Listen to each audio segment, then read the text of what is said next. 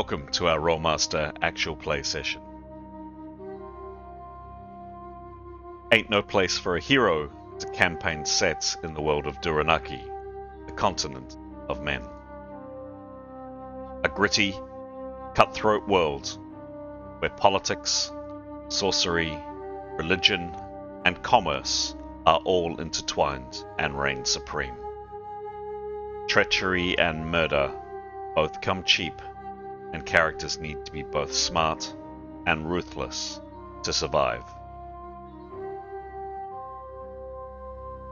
We hope you enjoy our story, and, as always, may the dice roll in your favor.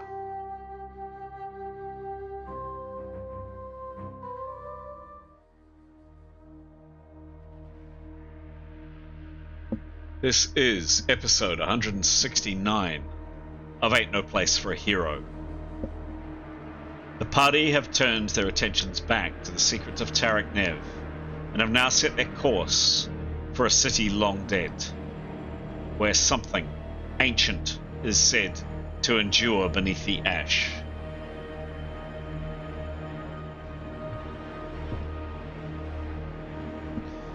We rejoin our heroes who find themselves in a magically darkened ruined palace with deadly foes close at hand.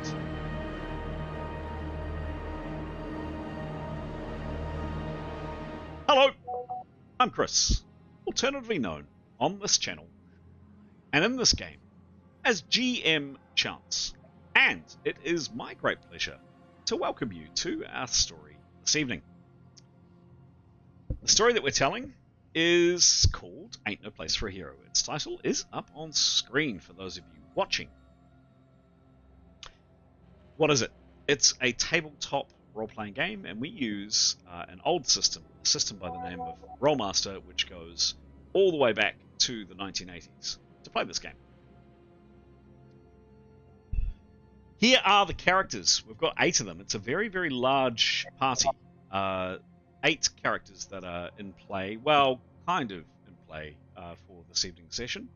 We do have a number of characters that are otherwise occupied, shall we say. And in a moment or so, we're going to turn to a recording that we did. It's currently February 2026. Back in November last year, we got together in person, as we do each year, to play this game here in the beautiful city of Auckland. And over that period of time, we did some recordings, as we usually did, about each character. So the player of each character both answered and were asked some questions from some of their fellow players. In a second or so, we will go to one of those recordings, and then after that, we're going to hear a little bit more about the characters on the screen. We spent a bit of time in this game getting to know the characters a bit.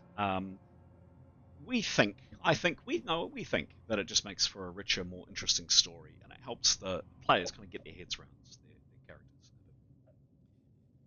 Before we do so, my habitual shout out thanks to all of our subscribers, all the people that comment and provide insight online. It really is appreciated.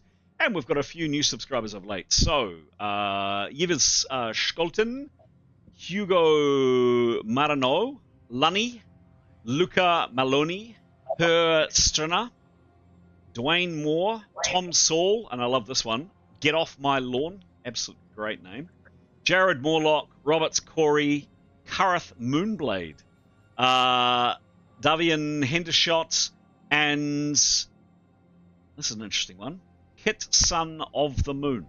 Kit Son of the Moon are subscribers that, of late-ish, have clicked the go button on our channel. A very warm welcome to all of you, and of course a very warm welcome to all of our other regular subscribers. The usual refrain, I think every single YouTuber in existence has said this, and I'm sure you've heard it from every single YouTuber, but it's true. It really is appreciated if you spend a second or so of your time down there clicking the button on either a like or a subscribe. It really does help. Thank you very much. Okay, I mentioned before that we're going to go to one of those character recordings that we did a few months back, and we're going to do so right now. Hello, I'm Aidan, and I'm going to be answering some questions about my characters Demos and Grey, and I'm going to start with Demos. Well, Demos, not Demos.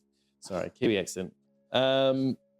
First question I'm going to answer for Demos is, what is the most serene or beautiful place he's ever been to? And I would say for Demos, probably the Palace Gardens, where he kind of grew up looking after his princess.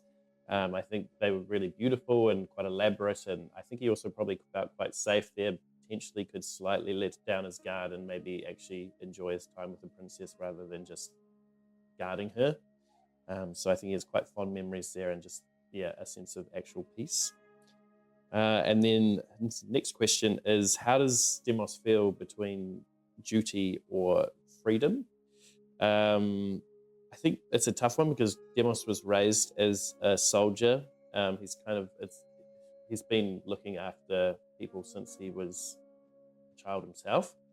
So I don't know how he would feel about freedom. I think there's a part of him that wants freedom. He wants to find his sister and find his own little place where he can be and be safe. But I think even then he would be guarding her. I don't think he would ever really be free of the duty that he feels to others. So I think, he's always going to choose duty over freedom, not by choice, but just by that's who he is now. And I think I have some questions from Pete. Cool, it's very insightful. Yeah. Thanks, Aidan. First question is, what would Demos say are his strengths and weaknesses? I think Demos's strengths, definitely, he's a weapons master, so he knows his way around a pointy, stabby thing. And I think his discipline is definitely a strength of his, being a soldier. And his weakness is probably talking, Right. emoting, and connecting to that side of dealing with people, I guess. And also, I would say probably a weakness for Demos would be, I don't know if he is quite strategic, I think, but I don't think he's ever been really good at taking charge as much as, and I think he'll take charge in like a dire situation, but he prefers to step back and see what others think first, and I think potentially that could be a bit of a weakness, but also a strength. I don't know. Good for a soldier, right? Yeah, good for a soldier. Yeah. Cool. Second question is, when was the last time that Demos was angry and why? Ooh, I mean, I think the last time he was angry, I think he was probably angry at himself for what he probably thought was letting his team down when he was in the Upside Down, and he let his emotions get away with him when he thought he saw a spirit or something of his sister, and he just left the party, which he would never do. A soldier shouldn't leave their post, but he couldn't help himself. He thought that his sister, who's been missing since he was a child, was somewhere, and he had to find her. And then when I think he came to and realized that it wasn't real, I think he really was angry with himself. Oh, Yeah. Divided loyalty. Poor old Demos. Priorities. Yeah. And the last one is, can you describe a symbolic visual representation of Demos? So, like a coat of arms, for example. So, what colors and as if he's doing coat of arms. What colors would represent him? What sort of symbols, to do with him emotionally, his history, his background, significant events, but also over the recent adventures. So, if you could sort of put together sort of a little bit of an image, well, definitely there'd be two spears, and one would be a Britney spear, and one would be a Jamie Lynn spear, and they'd be crossing. Yep. And then I think there'd be a crown on top for his princess, and then maybe like a rose for his sister on the left, and then maybe like I don't know, a star for him. The three people that are kind of created who he is. And then at the bottom, maybe some handshaking for his team. And then colors, I think, what colors would Demos be? I think there'd be like some random colors in there. I think you'd probably have your very soldierly kind of colors, like maybe a wee khaki and a sandy color, and then maybe a random pink in there for his sister, and side of himself that he doesn't probably let out. The hope, and then black. The duty. The duty. Yeah. Nice. Yeah. Cool. Hope you enjoy that. So, as I said before, we spent a bit of time thinking about these fictitious faces up on screen, and the video you saw and the questions you're about to hear just breathes a bit more life and a bit more interest and a bit more character into these characters. Okay, so for those that don't know, that are watching or listening to this, on a Monday, I send out a list of questions out to the team. We play on a Wednesday, as we are tonight, or typically play on a Wednesday, as we are tonight. And those questions can be all manner of different things. Anything about the character's background, likes, dislikes, whatever. But also encourage the players to come up with something different. Go off piste, or answer something different, or share an image, or do what they like. And tonight, to discover a little bit more about one of the faces up on the screen, we're starting off with Giles. Giles, the mic is all yours. Lovely, thanks, Chris. So I play Tarquin, very young, slightly emotionally unstable, shall we say, half-elf. He joined the party partway through, about a year and a half, 2 years ago now, in real time, I don't know, maybe 6-ish months ago in game time. And I'm going to answer the question. I like them all again, Chris. What battlefield or ruin still haunts your sleep? And so Tarquin has nightmares. He has nightmares of a burning village. He thinks it's a village, straw hats. And in the middle of this burning village, he also has the clear image of a large, wise elf. And he doesn't know what to make of this image or what to do with this. And this haunts him, troubles him. He has nightmares about it. And certainly he's been troubled by this. And it reflects the destruction of his village that was attacked. Many of the people who lived were massacred and burned. He has these kind of almost juxtaposing, they're not really battlefield. Well, I guess the latter is. The former is just a ruin or destruction, and they cause him problems, and he doesn't know what to do about it. And that is still the case. And he solves those problems with sharp, pointy objects. Quite often, that seems to be his preferred mode of managing emotional dysregulation. Not sure that's quite where I started, but that's certainly where he seems to have got to. And on that super cheery note, I might pass over to you, Pete. Fantastic. Yes, Cherry Fella. Thank you very much. Kia ora, I'm Pete. I'll be playing two characters tonight, first of which is Leif. Yeah. These are a bit dark, these questions. And I think that I might be answering... Yeah. For others as well, others might want to answer the same question. What road, sea, or wilderness crossing changed how you see the world? We've mentioned it a few times, and this was before we were recording, but several of the members in this group were betrayed by Torvash. No, what was his name? Professor Unswick, or as we know her, Torvash Kanali, who we are in Tarak Nev with now. We're hopefully going to kill her tonight.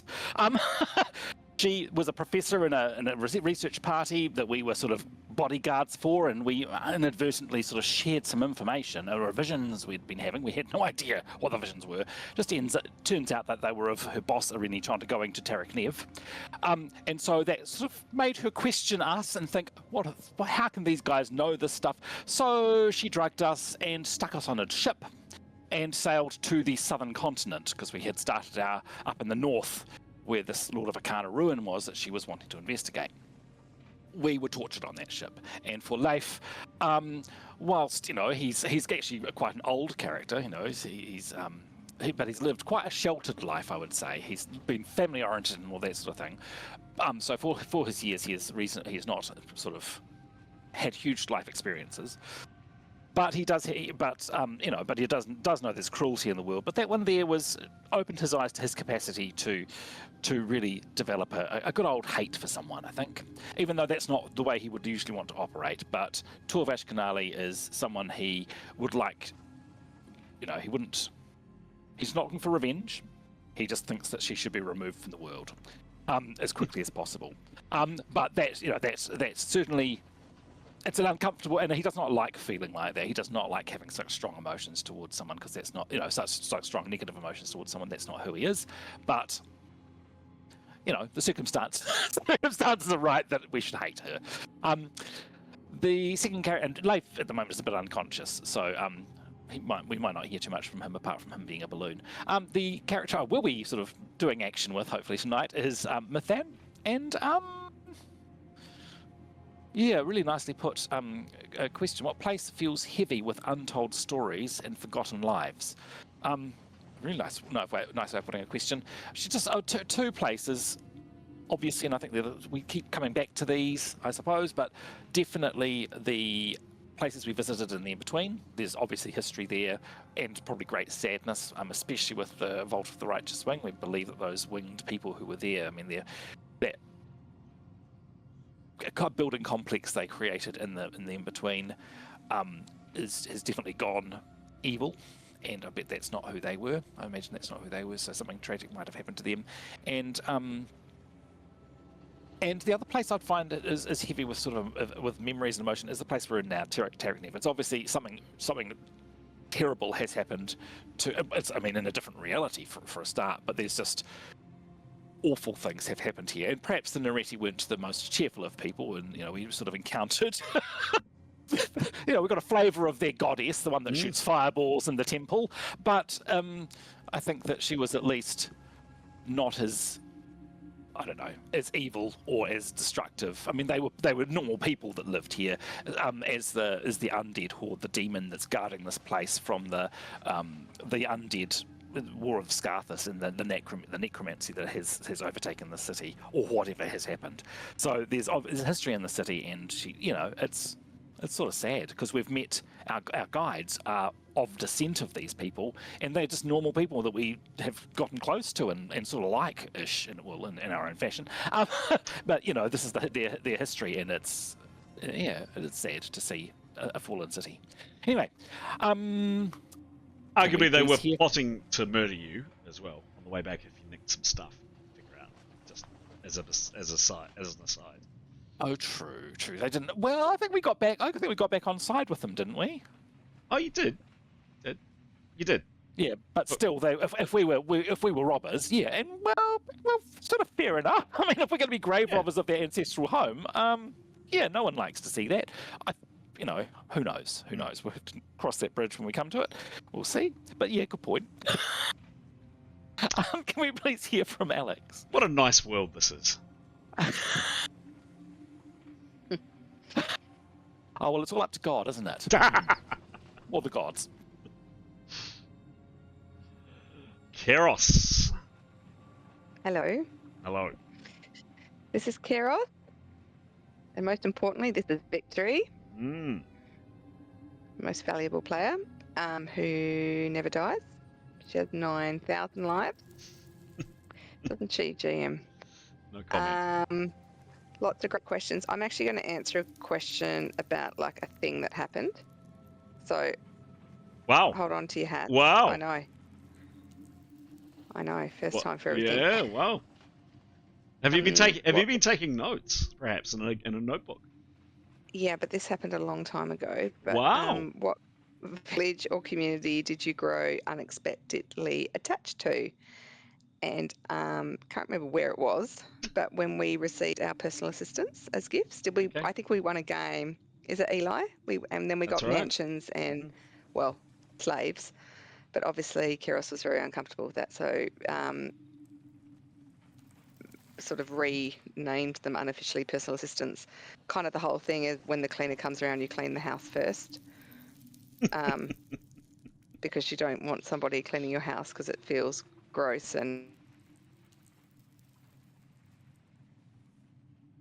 Nope. Have we lost Alex? Hello? internet. Hello? Yeah, gotcha. Just bad connection.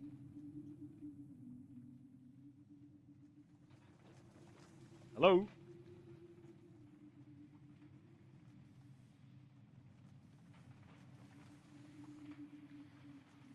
Hello? We might head to someone else just while Alex is sorting out her connection. Always something, right? always something. Anyway, next on my screen, I happen to be looking at Gray's image. Aiden, conscious you may be munching dinner. If you are, no problem. Give me a thumbs up. Yeah, that's all good. Okay. I can go for Gray and Demos. So Okay. hello, I'm Aiden, and I am playing two characters tonight. One is Gray, Mm-hmm. who is our hunky little Beastmaster. Mm-hmm.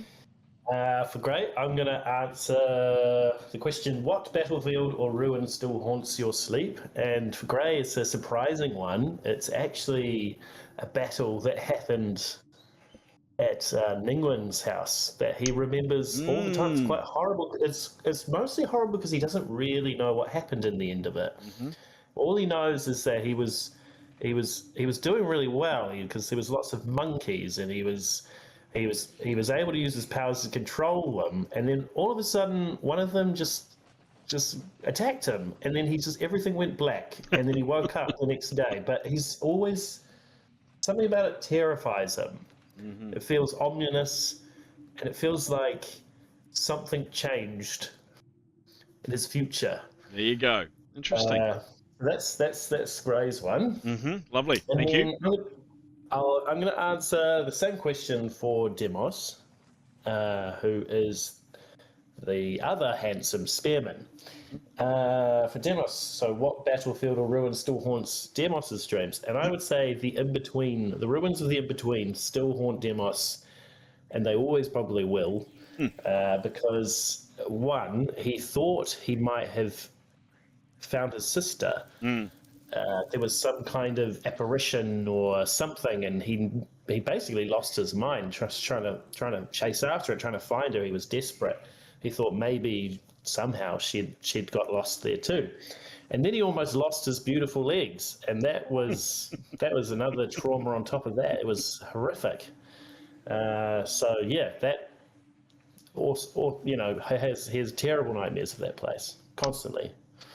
Quite understandable. But he does have his nice legs back. That's He does have his nice legs back. They're looking better than ever. They are. Yeah. I just have seen that Alex has had internet issues, but it looks like she's back. Can you hear us? Hello? Can you hear me? Yes, loud and clear. Perfect. Oh, I'm really sorry. That's okay. And I'm That's trying okay. I'm trying to go on my phone, but I've run out of credit on my cell phone. It's okay. Let's just see how we go, I guess. Sorry. Yeah, sorry. I'll go on mute now. Okay. No. We didn't hear you. We didn't hear your answer. Vaqueros. Oh, is Aiden still going? No. Aiden's finished. Oh, cool. Yep, all finished. Thank you. What was her answer? Halfway through talking about cleaning the house before the cleaner arrives. Oh, yeah. So she's very obviously uncomfortable with the inequality of that, and I believe I can't remember if we freed them or not, or we did something to help them. But I do know that we took all the whips and the cat o' nine tails and made them into cat toys for victory. Yes, you did. Sort of in a protest. Yeah. Yes, you did. So I can fill in a little bit of the blank there, and also just for listeners and viewers of the show, fans of the show, some of these things that are being described to you, the torture ship that Pete described with Professor Unswick, Torvesh Ganali,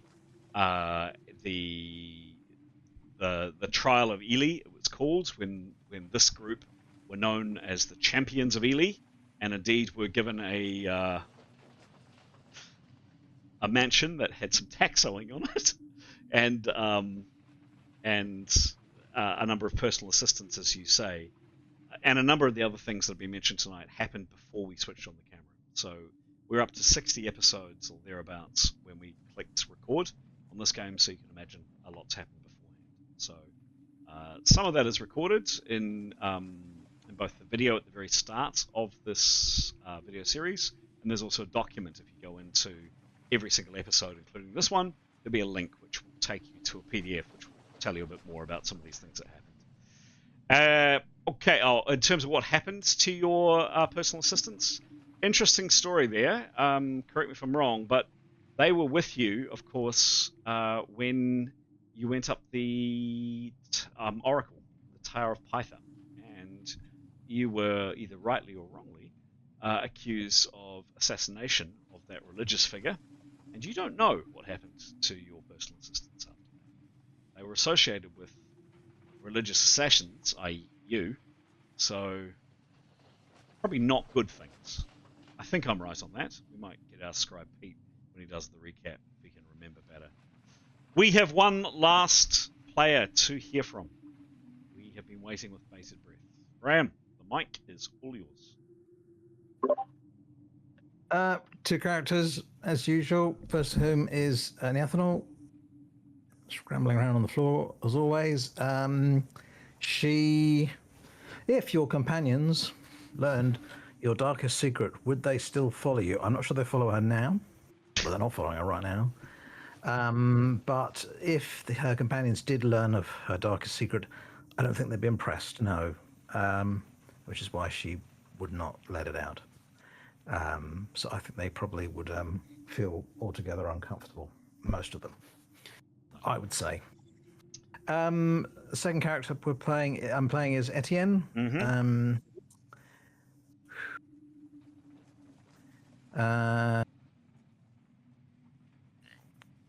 If fate offered you the power at the cost of compassion, easy one, would you accept it?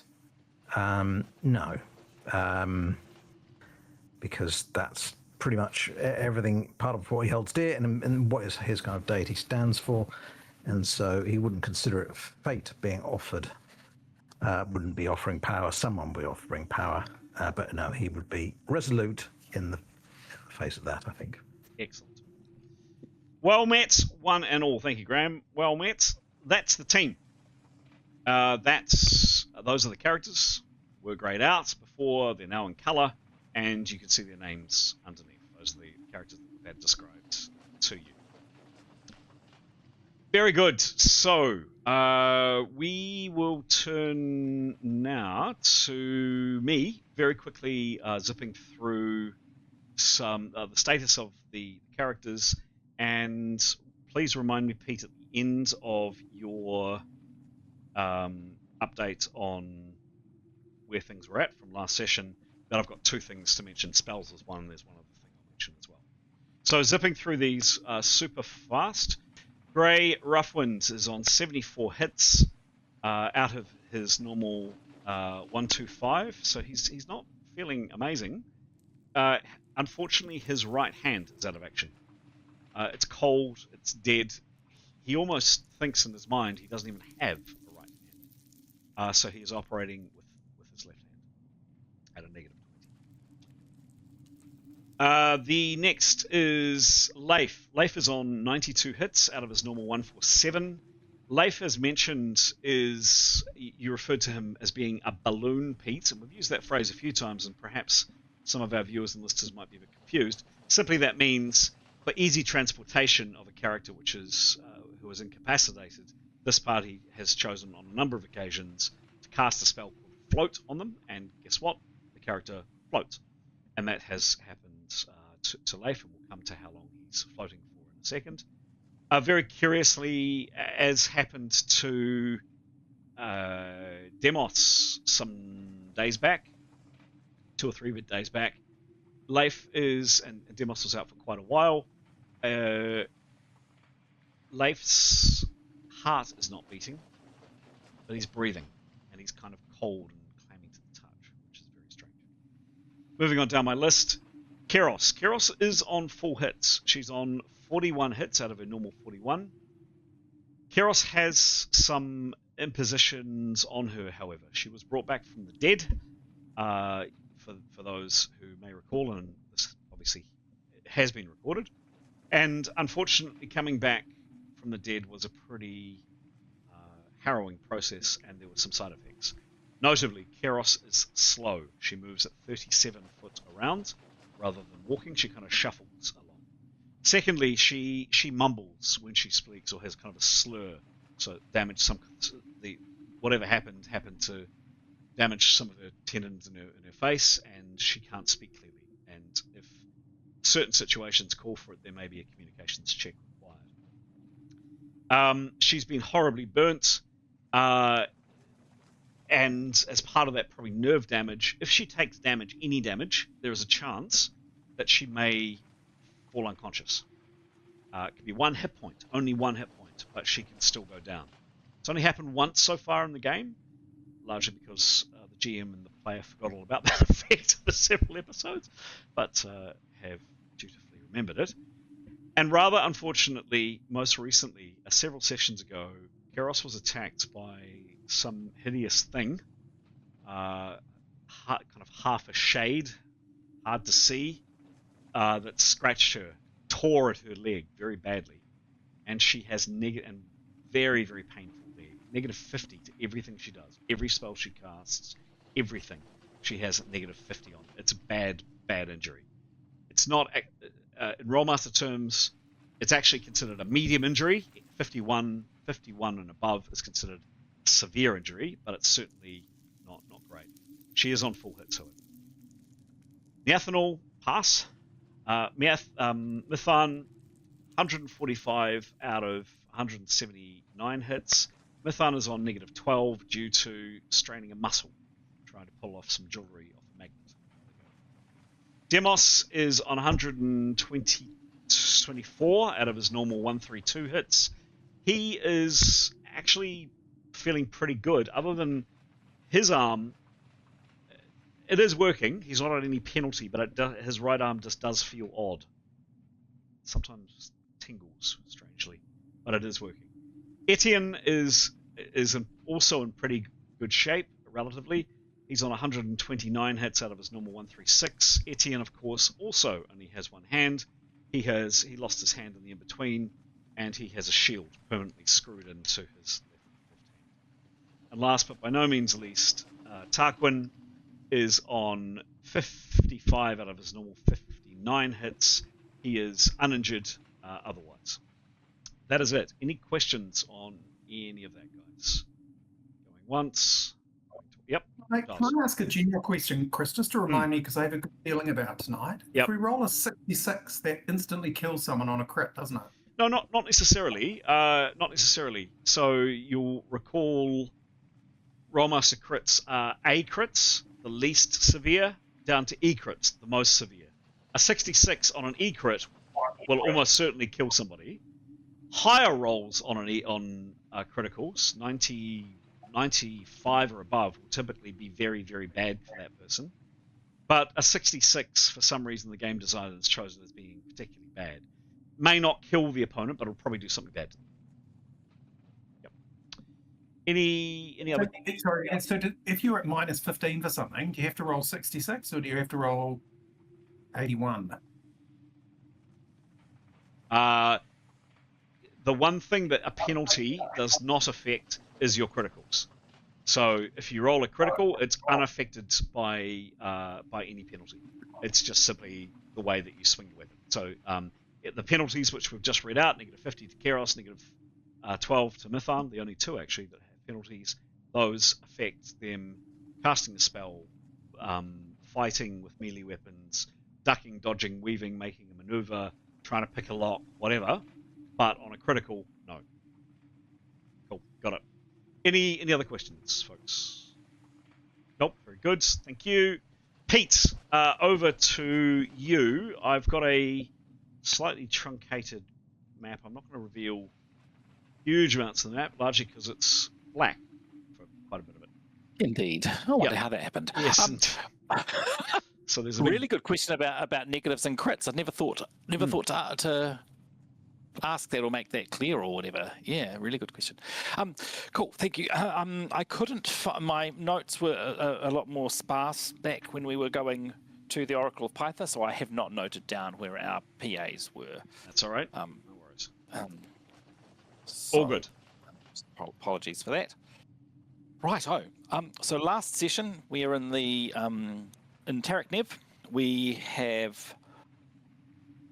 moved into the palace, sort of taken refuge in the palace because there are weird beams that sap life being shot from a sphere that's been somewhat summoned out in Taraknev. Don't know what at all that's going on there. We don't want to go out in that direction. There's these bat things flying into the sky, and there's this sphere that's shooting these beams that, yes, as Leif found out, well, as Leif will find out, saps your constitution in a major way.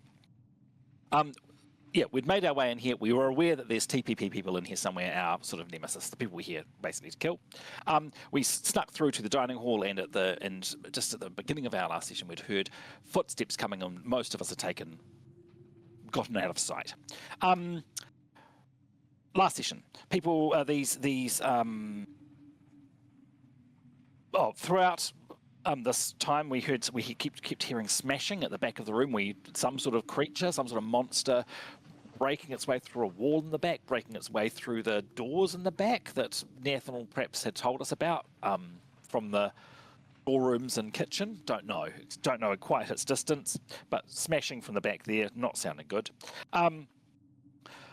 The figures we'd heard the footsteps from came crossed across the far end of this dining hall that we're in. Yeah, thank you. Across there, we can't see it at the moment anymore, but and they started up a conversation. Had a bit of a yelling, sort of, "Who are you? What are you doing here?" thing with Demos and Tarquin. The rest of the party was in tucked away. Thank you, behind this wall here.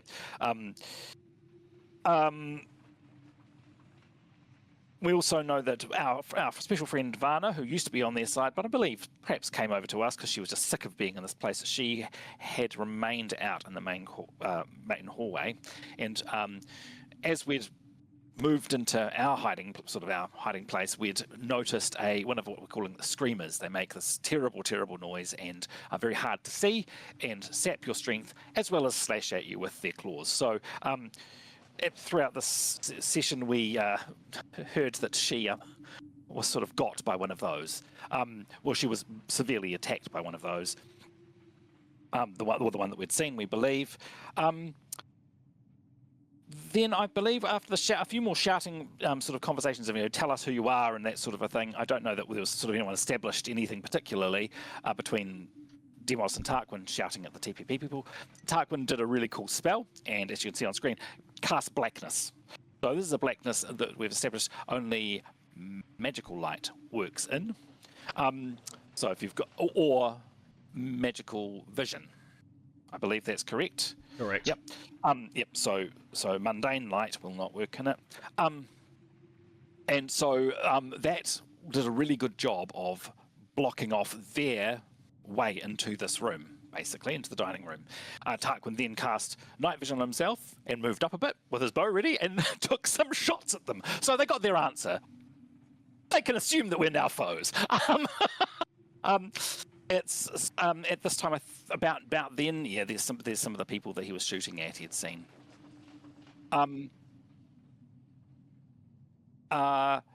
And he did some good shooting, actually. I think he hit 2 people, one particularly badly, I think. About this time, I think Etienne cast a Repel Undead spell, I think. And Varna, who was sort of in the midst of being attacked by this shrieking thing, I think we heard her exclaim that it had disappeared or it had gone. We don't know. It might have gotten sick of her. It might have not liked her screaming. Who knows?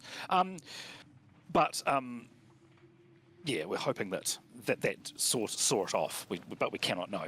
We decided that with the blackness there, we wanted to, and we sort of had a rough idea of the layout because Nathan on a previous excursion had described where things were. We decided the rest of us moved to the right, including Demos, who was also sort of stuck in the blackness, and we've all sort of assembled here. So Tarquin has got night vision cast on him. But also Grey has got that spell, and Grey had also cast night vision on himself, which was great, so he could see into this blackness too. The rest of us moved out to the side. Mithan had done a perception roll once we'd sort of exited from there, and she had heard movement, she thinks, up the corridor. I'm going to call it a colonnade. No, it's not, because it's not got columns supporting it. It's a arcade because it's got arches. I looked it up. So it's got arches going into the courtyard. Thank you. Yeah, cool. Into the stripy roofed part to the left of the one. Yeah, like an arched hallway up beside the courtyard, which is number one. Number one's the open to the sky courtyard. And that's a bit basically where we are, I think. Excellent. Yep. Great job. And yes, indeed, there is a colonnade, archway, call it what you will. There's two of them. There's one down here, obviously now obscured in blackness, and there is one on the far side, and that is the open courtyard with this very strange mosaic that you've just caught glimpses of. Nathanel had briefly mentioned it to you, with gems and things sparkling and so on and so forth. An old fountain here. A little bit by the way. So yes, that's exactly where you are. That's where these characters are. So we have Demos, we have Grey, we have Etienne, we have Keros, we have Mython, and we have Leif floating as described. Tarquin, you are in the blackness. I'm mulling over whether or not you and I do separate sessions. We'll kind of see how we go. Let's maybe just see what happens. But you are somewhere in here. You of course can see as Pete described. Three last things from me. The first thing to note is, as you commented on, Pete, see these rays coming out from this terrible thing, and every now and then, it doesn't happen much, but every now and then, one of these rays will hit the ground, and I'm going to use the term ricochet. Maybe your characters do know what a ricochet is, maybe they don't, but it bounces. Most of the time, it bounces just simply into the wall or out of the courtyard. But there is a small chance, if you are in this area here, you've all seen it in the short time that you've been here, that one of these rays could bounce through the door. There is more of a chance, because there is this open low wall here, for one of these rays to bounce out. And even just standing here, you've seen one at least come out and harmlessly hit a wall over you. You saw a ray come through there. So that's the first thing to note. You'd have to be pretty unlucky, very unlucky. But hey, dice like you or not. Who knows? That's the first thing. There were three things. The second thing was I've actually opened up a little bit more of the map that your characters would be able to at least see now and probably would have seen before. Glancing into this further corridor, this area down here, there is an open archway, and you can just catch a glimpse. There's blackness in there. You can see that thing there, which is to obscure your view, but so your characters can't see much further into that room. It's quite there is daylight coming in here, but it's still quite dim. You can't make out a lot of what's in there. Some rubble on the ground and a wall at the far side. But that was something that I should have done on last session, but I haven't. So I'll open that map up a little bit more. That's the second of three things, and the third of three things, and we did chat about this off camera, was length of spells. And actually, I'm going to add a couple more in there. So I'm curious to know how long does Etienne's plus 10 spell last. I want to know Dark Vision on both Grey and Tarquin. I want to know how long the Dark spell will last. And there was one other, the Float spell. So let's start with Etienne. I think we'd set off camera 3 more rounds, including this round. Is that right? Yes, no, yes. I think that's what we said. I think you said that, yep. Cool, 3. Thank you. Dark Vision for Tarquin and Dark Vision for Grey, please. My darkness and dark vision both last 540 rounds. Goodness me. Okay. Minutes then, so 90 minutes, right? Correct. Yeah, it's 10 minutes per level. Lovely, cool. 90, so that's a million years in a fight term. Thank you. Yep. Graham, sorry, Greg. Grey's is the same. 90 minutes. I mean, that is, that is forever. And then lastly, the float spell, please. The float spell is... Where are you, floaty? Float lasts is just 1 minute per level, so 9 minutes. And you've used, I'm going to say, I think we'd set off camera. Yeah, five. So four more minutes left, not rounds. Okay, cool. 3 more rounds of Etienne's goodness. 90 for the dark vision and darkness, and 4 minutes, not rounds, for floaty float. Very good. Yes, Giles. So can I just check? Where's Varna? Yes, good point. Thank you. Yes. Yep. I don't know where she is. Arguably, would your character have seen it? Probably not. I'm guessing because you are focusing on this area. These characters did, and they saw her collapse here, and she was bleeding. I may be the wrong person to be asking you this, for which I apologise and tell me to go away if that's the case. But of course, Gray would be able to see up the corridor. But I remember the last 2 rounds we played while the party were here. Each time you mentioned it, you said everything's black, but of course everything wouldn't have been black for Gray in much the same way that we can see what's out to the right. Correct.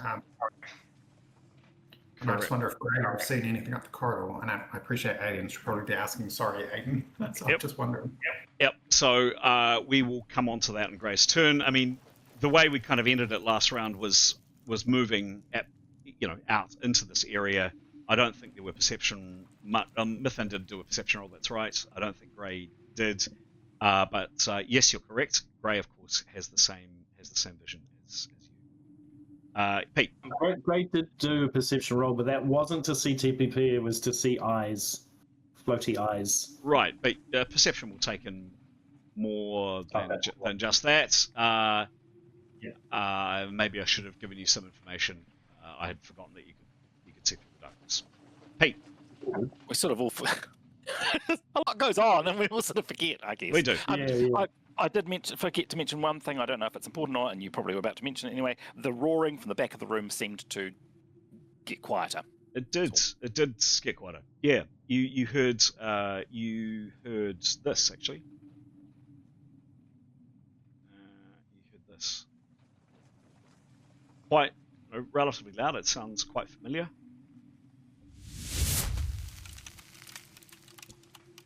And the roaring sounds had got quieter. Very good. Any last questions? Anything we need to know? Anything that's not clear? Nope. Okay. If you're all sitting comfortably, if you're as interested as I am to see what on earth is going to happen, let's start the game.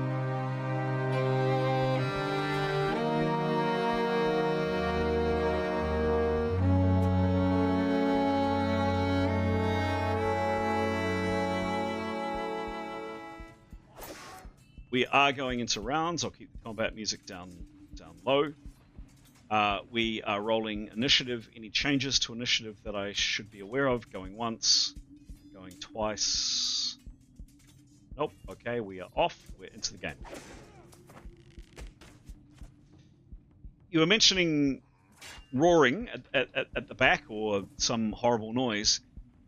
Yes, it is definitely distant. But you can hear, switch the volume down on this, but you can hear, still probably a bit loud, maybe that, a bit more distant, and then distant kind of thudding this time, not so much sounding like wood, but thudding, somewhere down here. Next. Okay. Okay.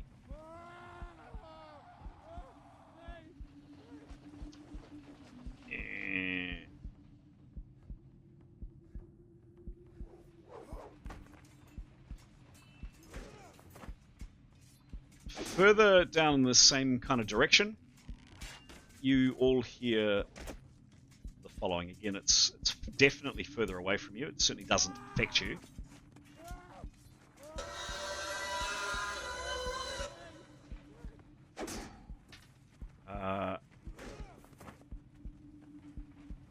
And Tarquin, you obviously hear it a lot louder.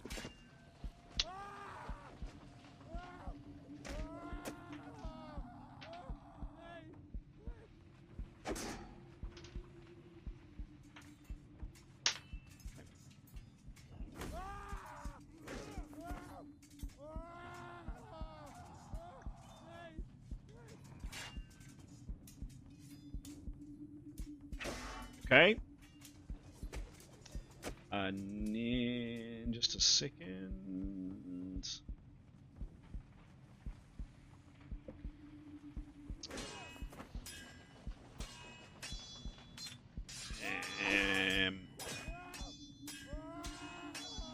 Gray, it is your turn.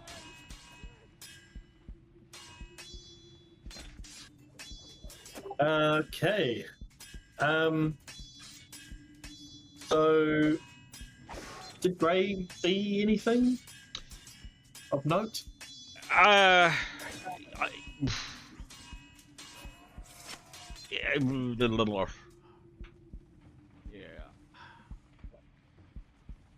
I can't remember what your perception roll was from last session. Yep. I don't think it's super high. Yeah, sure. Yeah, look, but he did do a perception roll last time. He was looking for eyes specifically, yes, but he would have picked up some information. 70. He rolled a 74. Okay, thank you. That's master course. Yeah, a little bit of information coming into your channel is probably the easiest and the fairest. And I'm going to be generous because of that. Because both I and you forgot the darkness last time. So some information coming into Gray's chat. It'll take a second or so for me to write this. Thank you. Just give me one tick.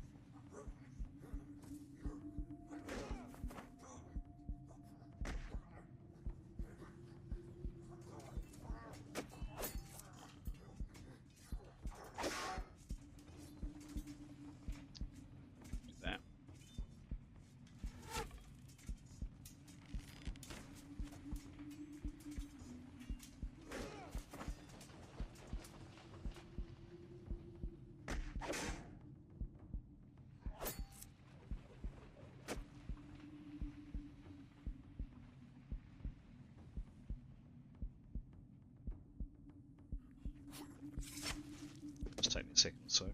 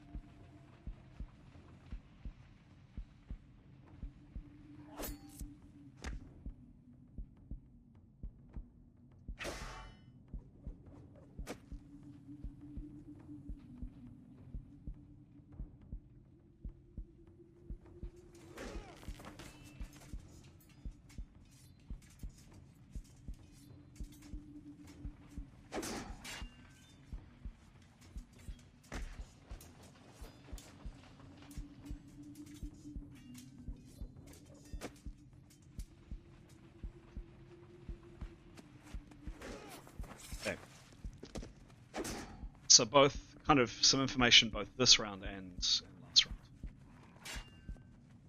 And just to help you, Gray, with that information that I've put into your channel, make sense of it a little bit.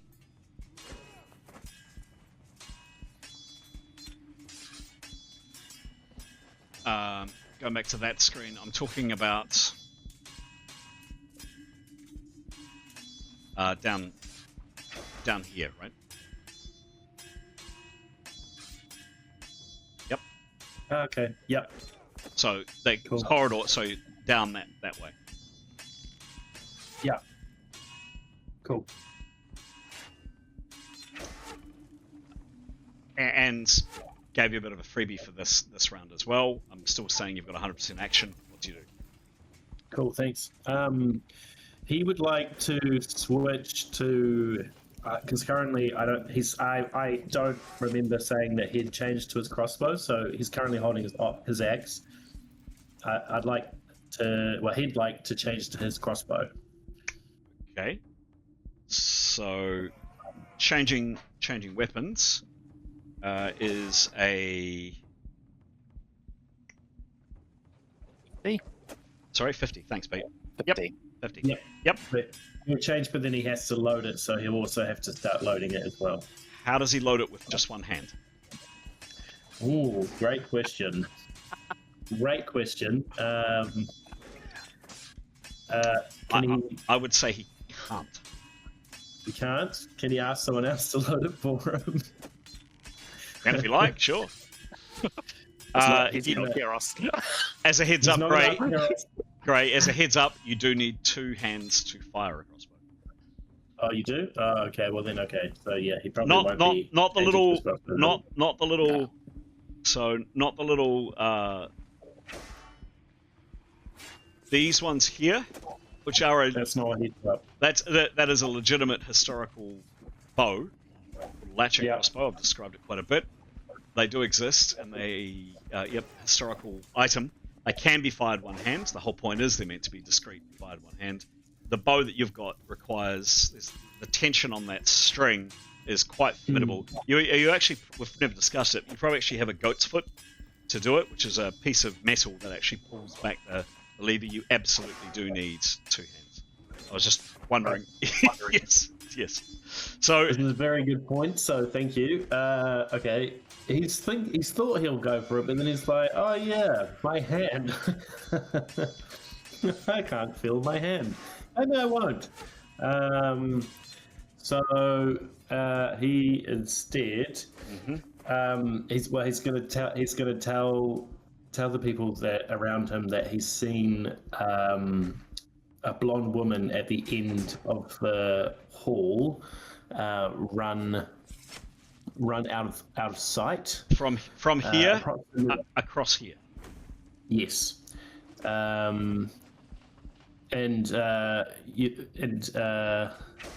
He's seen a woman holding a lantern stagger past the same way as well. So 2 ladies, I imagine the one that was attacked by Tarquin last time is staggering. So she's still moving, Tarquin, but you've got it pretty good. She's not moving quick. So well done. So he'll alert the rest of the team to that news. Can you see where Tarquin is as well? No. The last you saw of Tarquin, you do have dark vision, but you peering back into the room, you can't see Tarquin. You can see the rest of the room, of course. Okay. Sweet. So he's going to get all the team with him, and he's going to take them forward, a little bit forward, quietly into the darkness. Okay. So you're going down here? This way? Yes. Okay, great. Okay, you're moving forwards. How far do you move? I won't move your counter, at least not yet. How far do you move, please, Greg? I'd say pretty slowly because he doesn't want. He wants to. He's kind of corralling the rest of the team and making sure they're not tripping over things. Okay. He's kind of shepherding them this way. Probably about that far. Yeah. Okay. All right. Very, very good. Thank you. Super.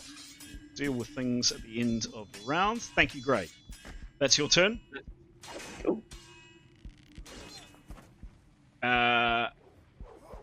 Next, Keros is still having pretty diabolical internet issues where she currently is, unfortunately. I'm sorry, Pete. best laid plans and everything. I'm nominating you. What is Keros? Yep. No, got her. She's been holding a spell. She has been, yes. Yep. She'll cast that spell, which is Fly. Lovely. She gets a negative 50 to this roll, but she has prepared it for 4 rounds because she was on Grey's back, so she gets a plus 20 to this, which means it's only a negative 30. Give me a roll, please. She will wave her hand. I don't think she's going to cry out. No. Waving her hand does not. She need 2 hands. Oh, my bad. She has got plus. Does she get plus 10 from Etienne's spell for this? She still does. Yes. I mean, let's just double check that. If you could beat me to it, but I'm almost certain that. Oh, the 2 hands. Yeah, you need 2 hands. You do need 2 hands. I think we did. Yes. I think we did. Yep. No, we did. So yes, you do. So the negative is now down to negative 20. Okay, cool. She gets a plus 10 for her roll because of her level. Give me a roll. You want a good number. Oh, good. 93? 93. That's a very, very good roll. Minus, what do we say? Minus, the spell goes off. It's successful. Yeah. Keros is now flying. She can now move at 75 foot around as opposed to her normal 37. Cool. I think with her movement, she would prefer she will stay. Kira, Alex can change this. No, she's not online. She'll stay at normal height. She's not flying up high. Okay. And she's got 25% of action left. Correct. Yes. She will hold until she's seen where the rest of the party is going. Done. She's seen Etienne, of course. No, she's seen Etienne go into the blackness, but that's it. So Grey. Grey. Sorry, well, Grey. Sorry. Yes. Yeah. Cool. Thank you. He was helping people move in, and he's moving up to a maximum there, assuming people want to go. Yep. Great. Okay. Thank you. Thanks. Well done, Pete. And if you can message Alex or do. Thank you. How frustrating. Okay.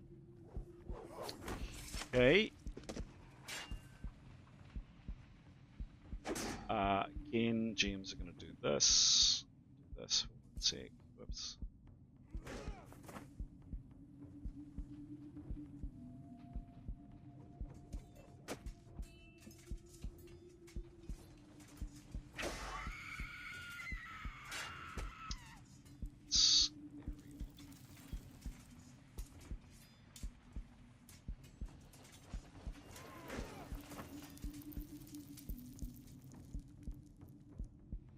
Okay. It's that. Next. Realize I haven't got the map on the screen. It is Etienne's turn. Etienne, you are here. The map is coming on. Second. What do you do? Well, his plan is he knows that the courtyard is a bad place to be. But he knows there's a corridor that runs all the way around it. And he knows that he's not going to run into blackness. So he's going to run around the corridor the other way. Okay. So looking at the camera, that's into blackness, the way that Grey has just... I mean, Grey, my understanding of your intent, tell me if I'm wrong, is that's the maximum of where you were moving to try to pull people. People aren't coming with you. You're not doing it, but Grey has at least kind of stepped into the blackness, his hand still out. That's around the courtyard that way. Is that where Etienne is planning on running? Is that right?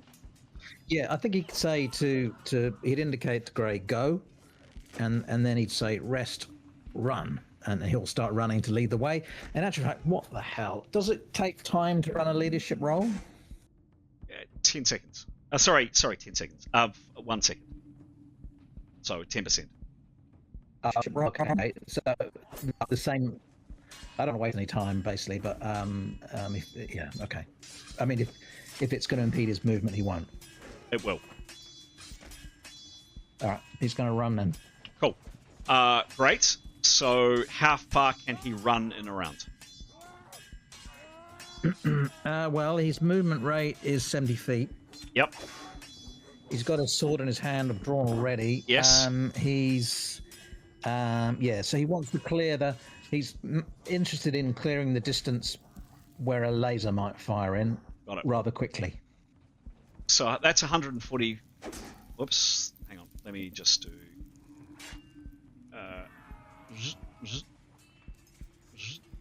Not that you guys saw anything, I hope. Etienne is here. If he's running to there, it's 147 feet there. So he can run at 140, which is, I'd say, he can get to that corner. Good. And there won't be any lasers there. No. You don't know. Well, I don't know. But anyway, if it doesn't seem like it. He's not seen one strike there anyway.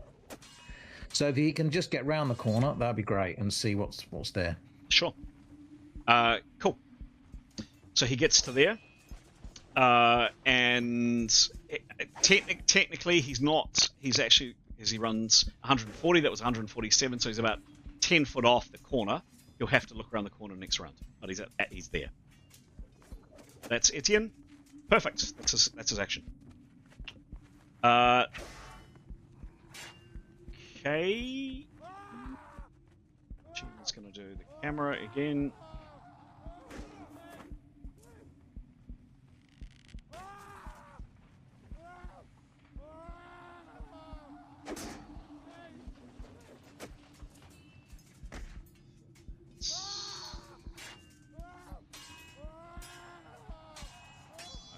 Okay. Yep. It's good.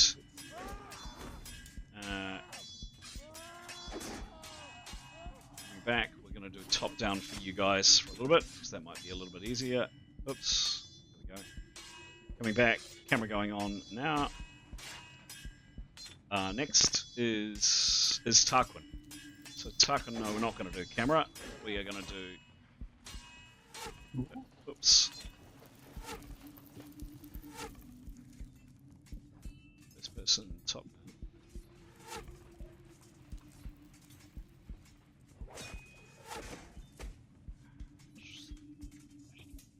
Anyone would think you're in control of the whole environment, Chris. It's a very, very. Hang on a sec. It's a very janky piece of software. Tarquin. Okay, so the first thing. Just a sec. This is your world. Here. Yep. Okay. So the first thing he wants to do is use 10% of his action to do a quick. Oh, can he see someone directly in front of him? Can. No, actually, sorry, he cannot. He can't. That counter is not there. I physically, for a whole bunch of reasons, I physically cannot move that. There is no person there. Okay, that's fine. For 10% of his action, then he wants to perceive. Yes. And what he is actually doing is perceiving behind him, and he's trying to locate Varna. Okay, great. Give me a roll, please. So it's a glance over his shoulder. Yep. 63. 63, lovely. It is must. Cool. And his perception, please. It's 105. Cool. Let's have a look. Tarquin Cam, bang. You are here, glancing over your shoulder. Yeah, you crane your neck, like just at the last second, and you just catch not an arm.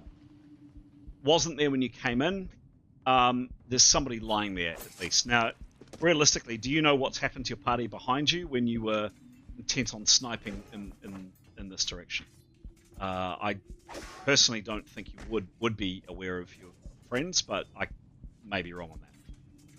I guess I'd be looking to anyone, right? So he's particularly interested in where Varna is. He's heard Varna scream, but obviously, what he'll see is an arm. He'll presume it's Varna's. I mean, he's changed himself into Varna, so he knows what Varna looks like well, and cast his spells to recognize her. And he won't see anyone else, I presume. Glancing behind him, no. Oh, hang on. From there, yes, you can, because of course you can see through. Yeah, you can just make out Keros and Mithun. Okay, maybe excellent. maybe a little bit of Leif. Okay, that's fantastic. Now, what I want is to use 90% of my action again as an opportunity action rapid reload and fire if anybody else crosses this Right. this area. Can I make a mathematics roll to figure out how far away I think Farn is? Uh, I mean, or do I need to, or can you just tell me? I mean, I've walked my way up here and walked my way back. yes. It's something like. Just don't want to do top down because it does really kind of mess up. that's fine. Mess up, mate. You can give me an estimate. Yeah, I just can't.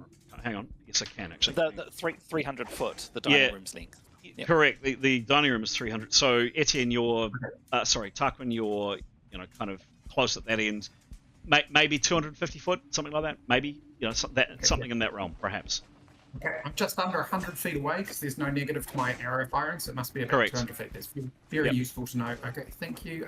So obviously opportunity action. It's a loaded fire. If he sees anyone. Yep. One last thing he picks up with his hearing, not his vision, is somebody breathing very heavily here. Someone or some number of people. There's, if you can see here, there's an archway here.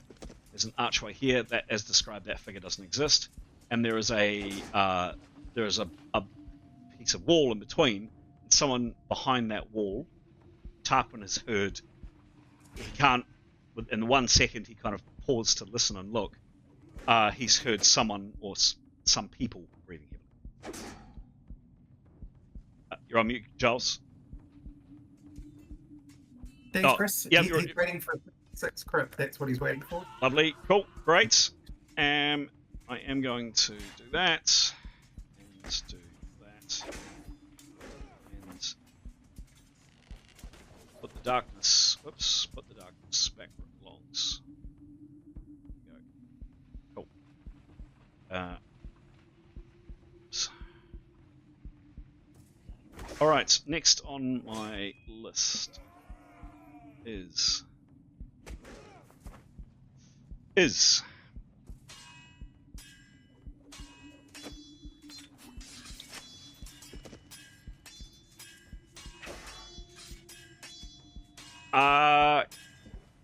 yeah, so Tarquin fixated at that. Oh, he's gone. Giles, are you there? Hello, Giles. Yep. Sorry, Chris, sorry. Yeah, no, all good. Oh, yeah, no, all good, all good. There's only 3 you guys. I am going to ask Pete, Aiden, and Graham to jump out for a sec. Okay. Thank you. Sweet. Thank you. Bye. Bye. So I'm not going to move the darkness, Giles, but you are back in position, and you see this person stagger, and I mean That's a flicker. That's a flicker. what's that? Sorry. It's not a person on screen. I know. Just give me a sec. You see that person there stumble, and he really is kind of reeling past the archway. He is not looking like he's being particularly cautious. He is doing his best to get the fuck out. You can aim and fire. You know I'm gonna. Yeah, I do. Give me a roll, please. 85. That's a good roll.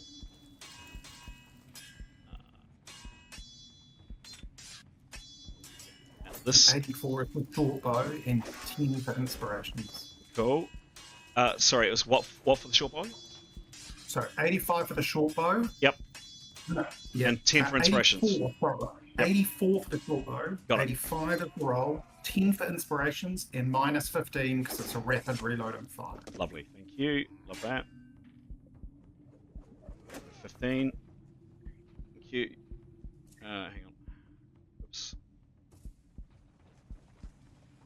And plus 20 because he's awesome. Plus 20 because he's awesome. He does get 15 because he is firing on the flank. Yeah, this person is just stumbling past.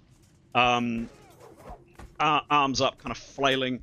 He doesn't have his staff. He's not looking in a good way. That is a very convincing 17 and an E puncture. E puncture, Giles.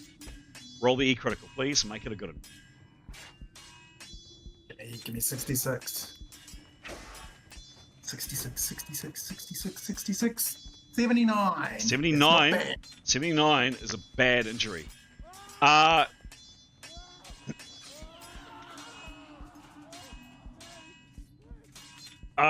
He absolutely screams as your arrow smashes.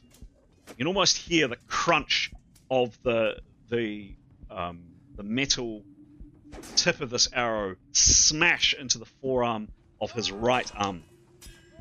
He screams and the arm goes through his side. He's got your arrow sticking through his arm. And he stops dead in his tracks. And Any more hit from the crit? Another 10.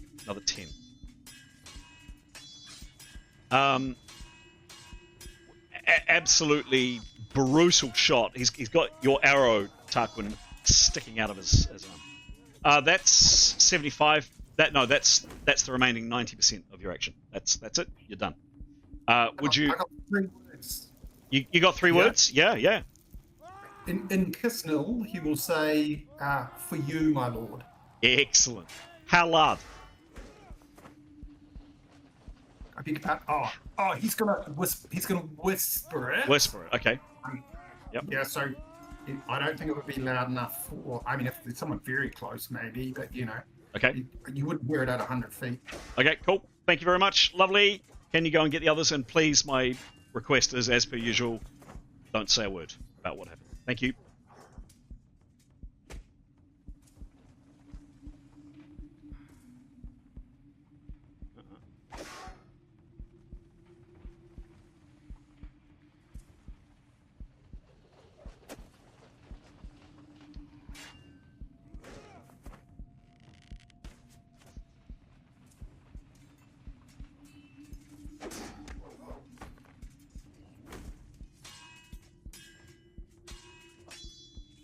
Pete, perfect timing. Hello. Just while we're waiting for the others to join, I'm assuming Alex is out of the game tonight. Is it sounding that way? I think she said she's got no credit on her phone. Got no credit on my phone. It's not loading the Wi-Fi, so I'm going to try 2 more times, then call it in. Yeah. Okay. That's really unfortunate. Okay. It is what it is. It is what it is. What was that? Sorry. That's a real shame. It is a shame. Pete, it is Mython's turn. So you've just seen Etienne run. Clank, clank, clank, clank, clank, clank, clank, clank, clank. And belt his way down. He says that when he runs. He's what? He says that when he runs. Actually. He does. Clank, clank, clank, clank, clank, clank, clank. Belts his way down there. You've seen Gray move into the darkness or on the edge. Well, no, Gray, you said you moved to there. So Gray has moved into the blackness. Kairos is now floating or flying. You may be aware of. Demos is here. What do you do, Mython? Instructions. Oh, one last thing. One last thing. You all hear a scream from down here. A distant scream. Sounds like a human scream. Sorry, can you indicate again? Sorry, I'm sorry. Somewhere from down here. Cool. I hope it's a slashing scream. Just reading Alex's instructions about just prep and shoot. Just prep and shoot. There you go. Keep it simple. That's for Kairos. Yes. Can I have a quick random question? And I don't think it's going to be, but just check. Mythan has got a spell for night vision as well, so a magical seeing in the darkness spell. But the question is, it only works. May only be used outside. No. So, no, cool. If she was to go into the courtyard to cast it, it would stop working if she came back inside, yeah? Yeah, cool, good. That's what I was thinking. But I had to ask. Mythan is going to follow. Etienne. Okay. She can move to where Etienne is with 88% of her action. Yep. She would like to stop just by Etienne. Yep. She realizes she's running a risk of a lightning bolt or of a laser beam, but and she'd like to do a 10% glimpse down the corridor, not sticking her whole head around, but a perception for 10%. Okay, great. And thank you very much for working this out in advance. It really does help speed up the game. Cool. You 12. And she's at -12. Lovely. And thank you for reminding me of that. It's great. Give me a mass perception roll, please, for 10%. 40. 40 could be very good or very bad. I am going to ask you to roll again.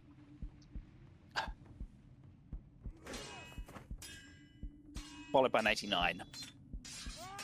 Plus 10 for Etienne's spell, I think, still. Yep, just a sec. 89. Yep. And what's her perception, please? 88. Plus 88. She gets -20 because it's a snap perception. It's a glance around the corner. Just a glance. She gets -12 because she's still injured. She's got pain. But she does get +10 for Etienne for another 2 rounds. Yes, she glances around the corner, and I am going to put a little bit of information into your chat, Pete. Thank you. Just coming. It will take me a second to do this.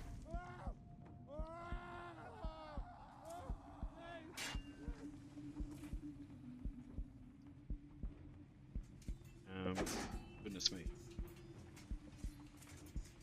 Actually, yeah. Let's chill. Yeah.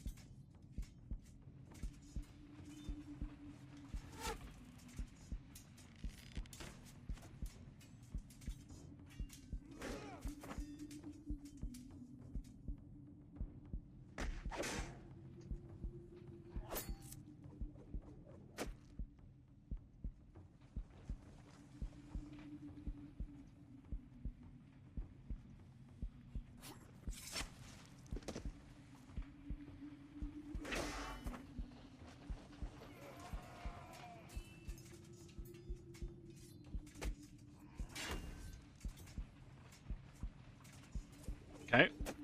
And now, Pete. You have 3 words. Oh, thank you.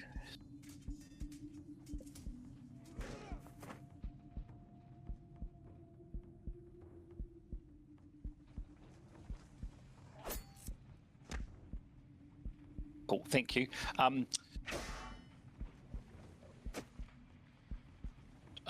Two peaking at the end. Two peaking end. Yeah. Got it. All right. Close enough. Yep. Cool. Done. She's saying that to Etienne. Yeah. So not yelling it? Oh no. Okay. Just checking. Peekaboo. Just checking. Demos with his lovely legs. What's he doing? Demos is going to stretch his lovely legs. Is there anyone else there with him and Leif? Or is he looking after Leif?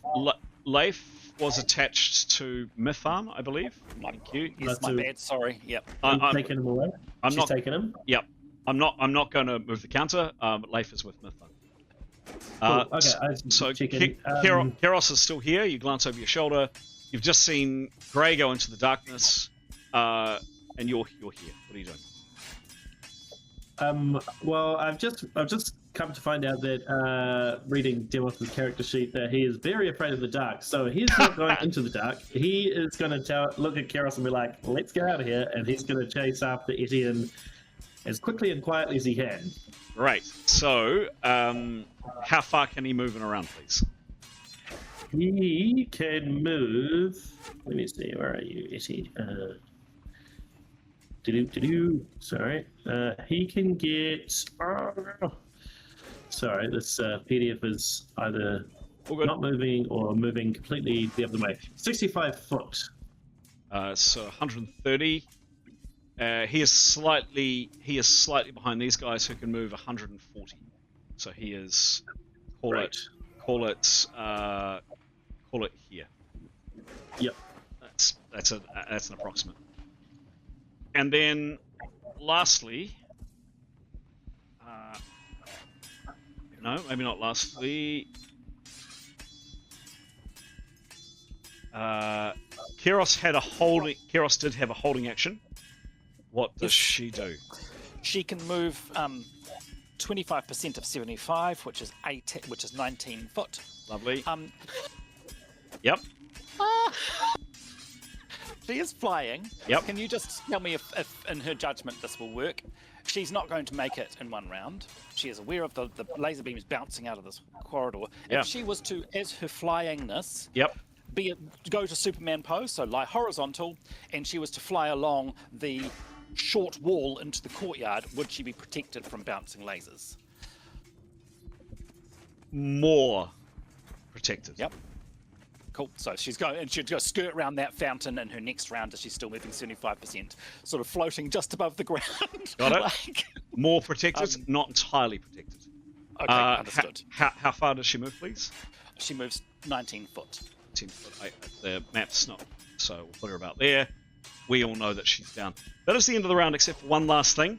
I did mention that there are beams that bounce in and bounce around. Grey is at risk. Keros is at a small risk. Leif is at a small risk. In fact, everybody there is at a small risk. No, let's try that again. Etienne and Mithan are at a small risk. Demos is at a higher risk.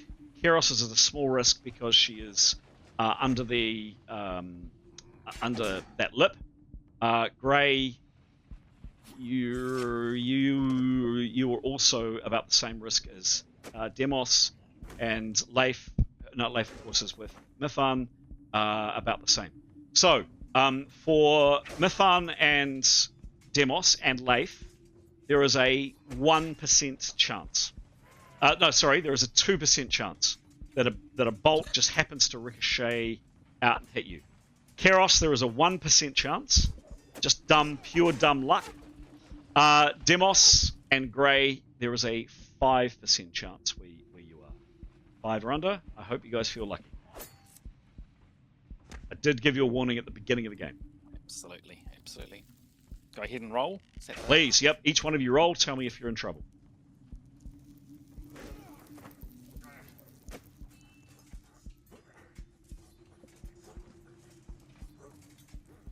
You gonna be in trouble? Nope. Okay. Very good. That is the end. I'm assuming silence is golden. I'm hoping it is. No, sorry. It took a while to type in. Yep. No, all 3 of that I'm in for. No problem. Okay, great. No one else have an issue? Come off mute if you are. No, Demos and Grey both rolled insanely high, which is annoying. And lastly, Etienne. Safe, I'm assuming. Sorry. Bathroom. Just coming back. All good. What do I have to roll? You have a 2% chance of being struck by one of these beams. All right. Meryl? Jack. I'm fine. You're fine? Great. Cool. That is the end of that round. We get into round 2 of this evening. GM's going to just pause for a second. Back in a second.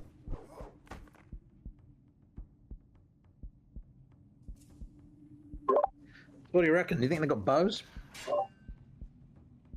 Might do. Nathan can do a wood wall. Don't we want to attack them? Well, we want to attack them, yeah, just if they can fire bows at us in them. I suppose we'll just have to run, won't we? Anyone got deflections? I haven't, no. I'll check to see if Kiros does. But she's a That'll bit of a be slow handy. poke.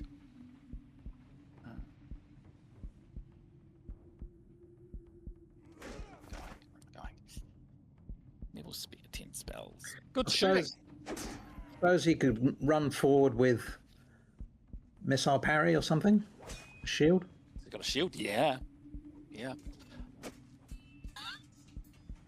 Oh. No. What's up? I was just reading some of, damn that negative 50, because what a wonderful time to be casting a cold ball, you know? That would be good. Yeah. That would have been so good. But damn, that's just such bad luck that that streaker came and slashed Kiros. If it had been anyone else, Yeah, we're pretty buggered, aren't we, really? oh, We're pretty down on peeps. yeah, well, I don't know.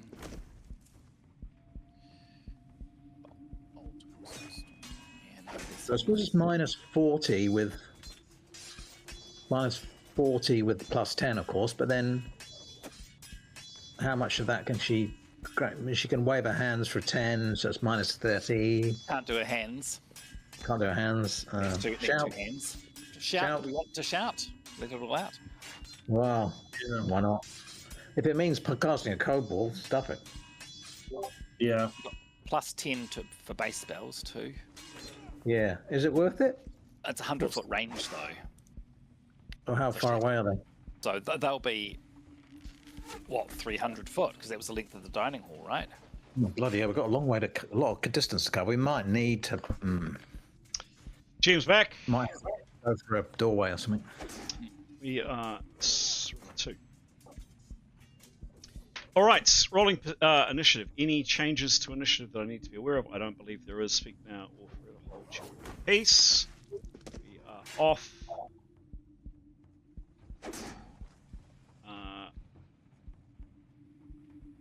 Again, the distance roaring and kind of distant thudding noise from down the back.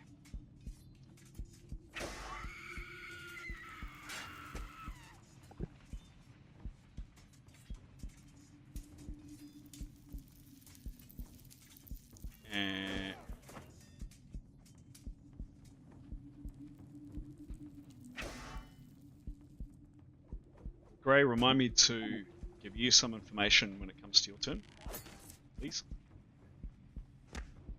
Will do. Thank you.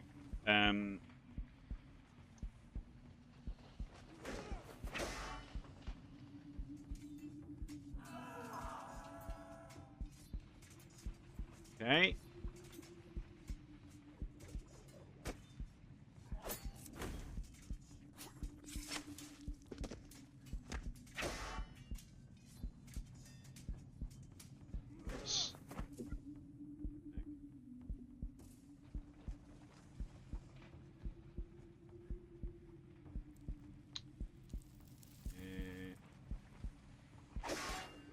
Yep, okay.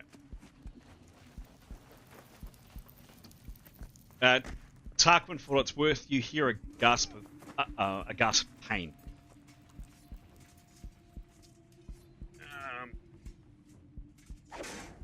Okay. Cool. Pete, some information for you. Just a second. I'm just going to do this. Go. Information for you.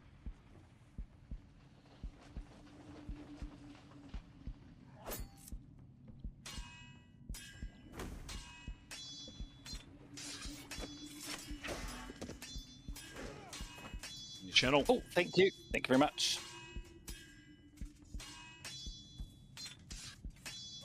Any action? Oh, from me? Hmm. Oh! Yes! You hear a man and Etienne and Demos hear a voice from above saying, what the fuck's happening? From Leif. What? Leif's awake. He will say, Oh. he'll say, Well, that's good timing. oh shit, oh no. Do you know what I've just figured? The float spell lasts for another however long, and Gray's over the other side. Shut for a cancel.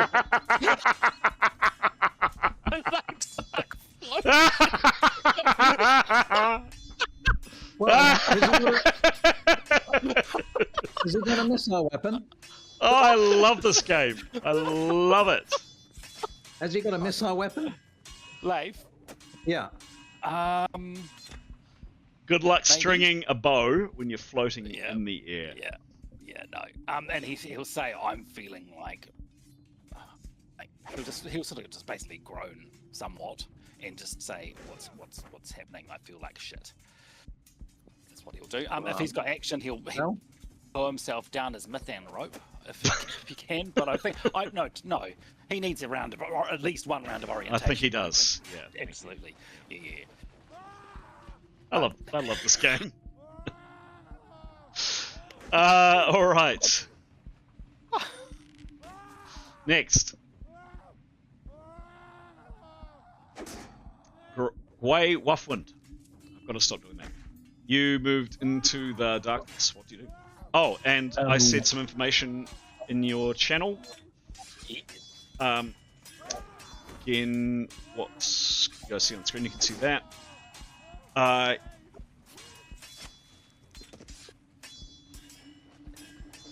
You saw the following, right? Just coming. You saw the following.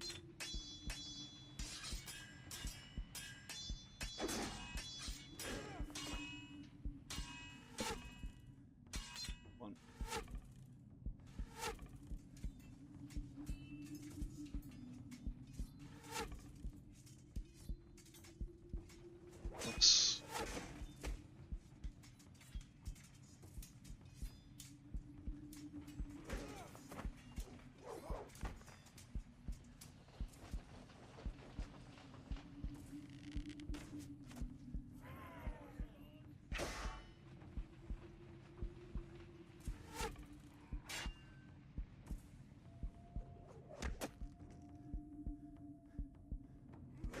Coming.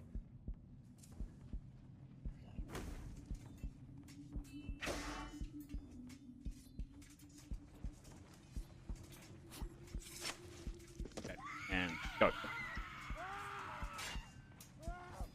Info on your channel.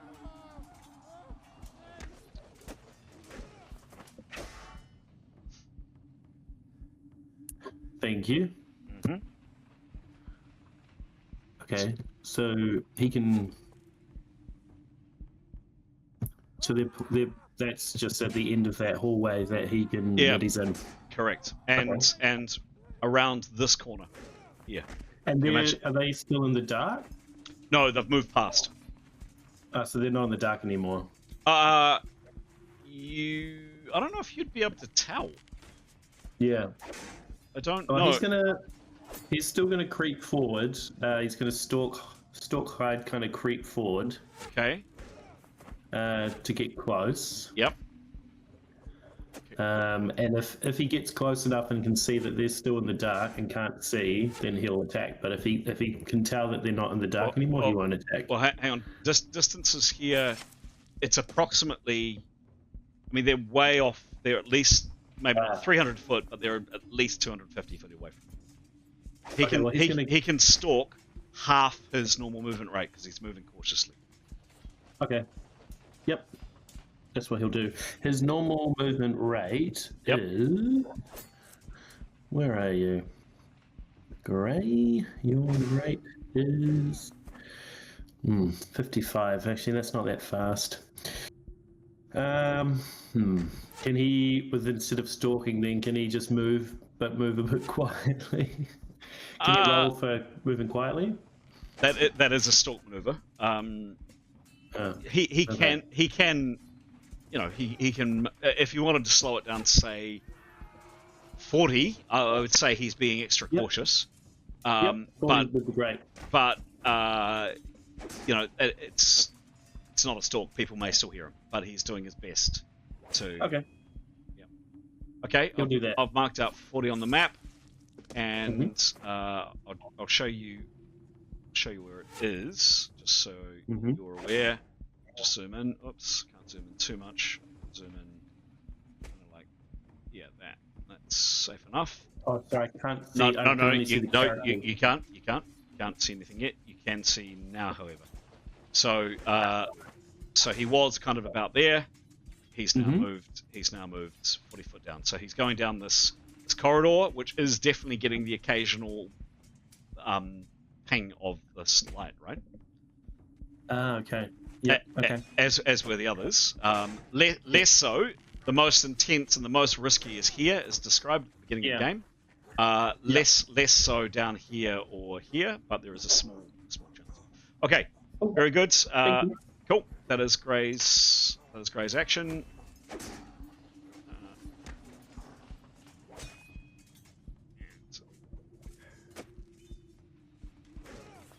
Actually, I just need to do a bit of finagling in the map. There we go. Coming back. Oh, one last thing, Mifan, and I'm not going to put this in the chat, but when you peered down this corridor, I can put it down like this. Yeah, I'll put it here so you can see. So I know you can't see yet. So I'll show you a bit more. So Mifan, for your eyes only. Ideally, if anybody else would like to look away, that would be nice, but to you. Mifan, you looked around this corner. What you saw I described was down here. There's another body here. Okay. And then there is an open, another archway down here. And you can just make out, because of this lamplight that I described, you can just make out at the very end, very dimly, the back wall down here, and maybe it's a bit dim, but you can definitely make out a door here. Okay, cool. So on this corridor, and you can probably you and Etienne actually can see a little bit more of this room. Okay, cool. You can see kind of that, just junk and rubbish and crap in there. Yep. Okay. Thank you. Yep. So another body lying there. Cool. Thank you. Very good. Who's next on my naughty list? Tarquin is next on my naughty list. Tarquin, the situation is as it was exactly before, exactly as we left it. You can do what you did last time if you wish, or do something else.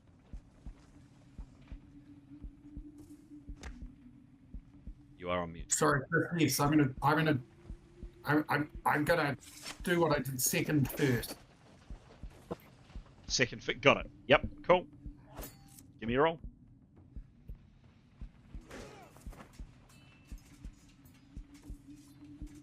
Team.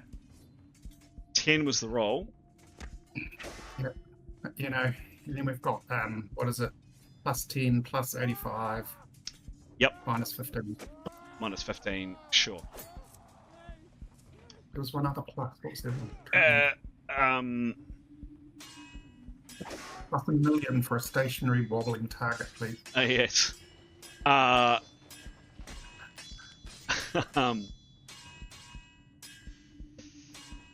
I'll put the damage through in a minute, but can you roll a critical, please?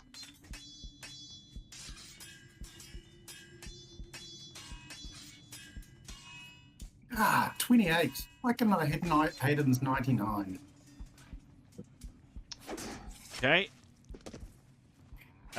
Some information in your chat, Giles. Whoops, no, I'll pop it on that.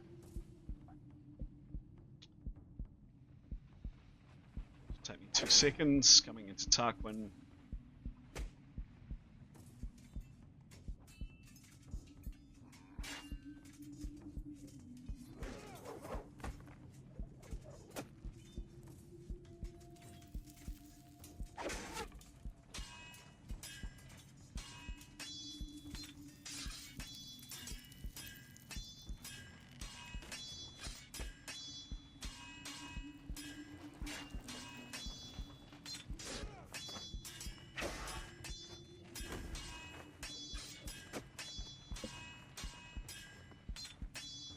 Okay, information in the chat.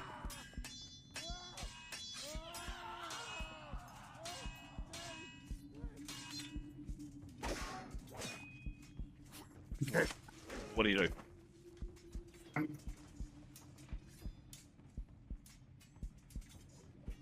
He's going to run forward. So he's going to move 15 feet. Yep. No, 16.2 feet closer. Okay. So that will put him about 80-ish feet away. I think 90, 80. No, so about 72 feet away.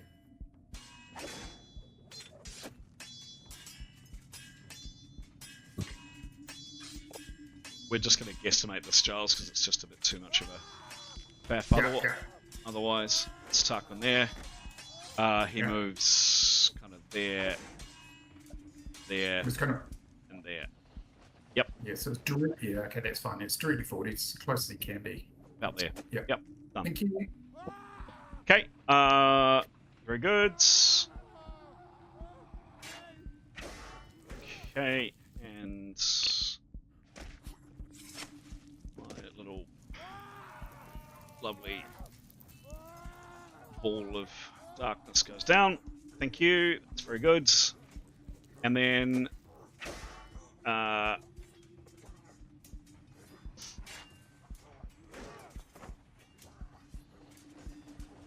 Okay.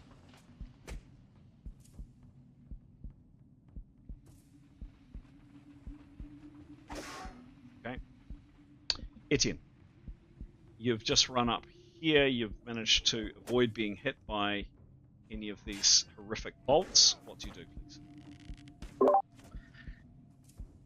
So there's a open door. So I know there's people. He's heard Methan say there's people poking around the edge. I guess he doesn't know what's there. There's a doorway ahead of him, right? Archway, yeah. I actually made a discovery. You know, I've been using the wrong spell list for inspiration. You know, there's a spell that's called inspiration. Yep. Inspirations. Yes. Yes. Well, on this list that I should have been using, inspirations are instantaneous. So would have been good to know before then. But anyway, so what he might do, he would like to recast this, but given it's also got a larger area of effects, I'm quite happy with this new spell list. But I think he'd like it because it only costs 10%. I think he'd like to recast it on his buddies around him. Yep. And do that, and then act. Okay. So his buddies are what's the range of the spell around him? Well, I'll reread it because it's not the same. Allows caster to inspire all within 10 feet radius per level. Oh. Okay. Who are on the caster's side, but they must be aware if he's there, thus giving them +10 to all rolls. Note that this spell does not affect the caster. Got it. So that would definitely 100% includes Mithan, Leif, and Demos, assuming the spell succeeds. Yeah. So transcend. Transcend. Give me a roll. 94. May have overshot. You may have overshot, sure. And rolling, please, for the spell itself. 1. A1. That is a spell failure. I know. Damn it. Could be a bad spell failure. It could be a relatively benign spell failure. If you roll, basically, as long as you don't roll, because it's not an attack spell, unless you open-ended up this, you probably will be okay. Give me a roll. Hope for a low roll. 34. 34. That's pretty low. Strain causes caster to lose spell, but not the spell points. You're not stunned. You don't lose the spell points. You just don't cast it.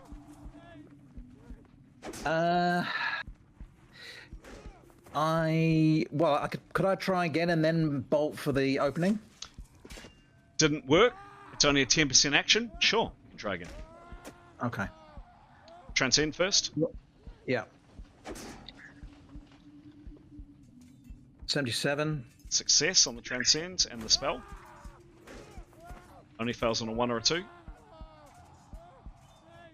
35. 25. The spell goes off. All of your companions, for how long, please?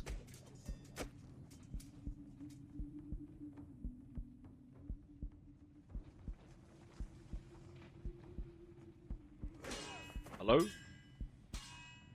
Hi, Graham? He's doing his phone thing again. Sorry, I went into Yep. No, it's your phone. Yep. All good? my IT department. Yep. Devine. Yes, so that's for 2 rounds per level. Okay, he's 8th level, is that right? 9th level. 9th level. Okay, lovely. Okay, great. 18 rounds it is. And what does he do with his remaining 80% action? So he wants to peg it. Yep. Into the gap there ahead of him. Yep. But to make it just within the door. But he'd want to kind of hold his shield up. Yep. With an opportunity parry missile weapon as he did so. All right. So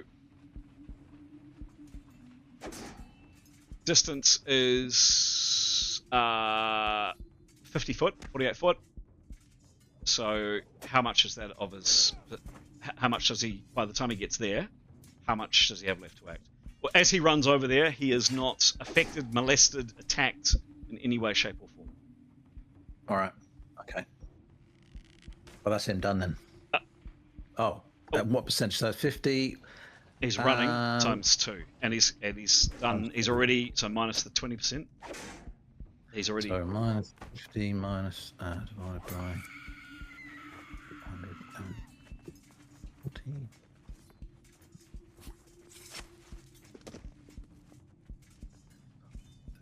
He's got that's 35%. We'll take him 30. 30%. Yep. Yeah, Okay. about 33, about 30%. So that's 43%. So I guess he'd perceive inside the room and then a quick glance down the corridor if there's anything left. You can have a glance for 10 inside the room, or 30%. So up to you what you want to do. I'll make sure I'm inside the room, so I don't, just inside the room. So if there's no arrows coming, and he'll perceive the rest of it. He'll perceive what's in the room and glancing in the corridor. Don't worry about that. He'll just use it on the wall inside Okay. them. Okay. So give me a roll, please.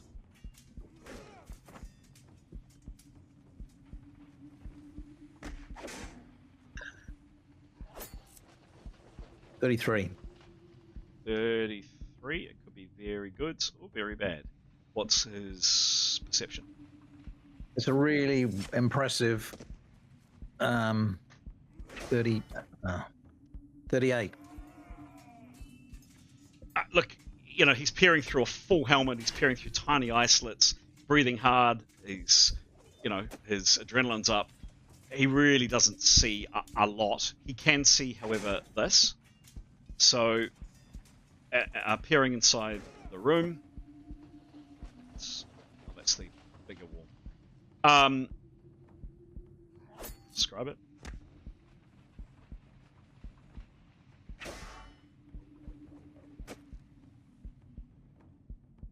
Yeah, just moldering, decaying. It's like bits of furniture and broken tables and chairs. Looks like the remainder of a desk or something over here. Some parts from the ceiling or something have come down here. There is a set of double doors here. There is a ragged, rotting, mouldering, what would have been once quite a sumptuous, quite beautiful, probably, curtain obscuring an archway.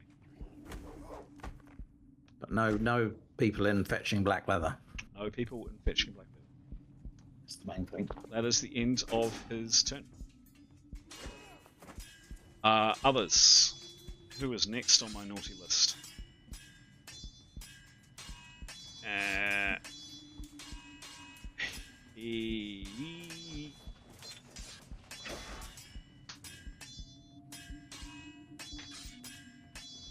No. Okay. Bad day. Keros, you were here. What are you doing, please? Same as declared, moving her 75 foot Okay. as hard up against that wall as possible to join the rest of the group. Okay, cool. I'll just move her 75 foot. Sec. Doing a Superman. Whoops. Doing a Superman trick. Yep.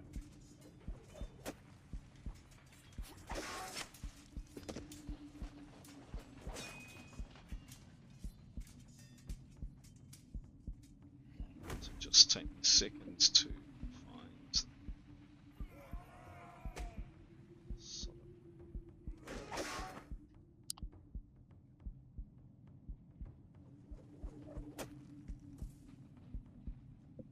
Tarquin absolutely loved the spell. Brilliant idea, and used to great effect. It's giving the GM heart palpitations with the map, but do not take that as a negative. It's just, that's my problem, not yours. But excellent use of that spell. 75 foot. Okay, so Keros, you get to the other side of the fountain. You're nearly at your companions. Awesome. Thank you. So you get to. I don't realize you can't see the map. You get to. Oops. Sod you.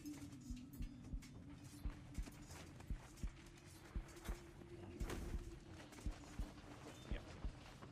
Cool. So you get to. Nearly there. Nearly at your friends. Awesome. Thank you. Okay. Next up is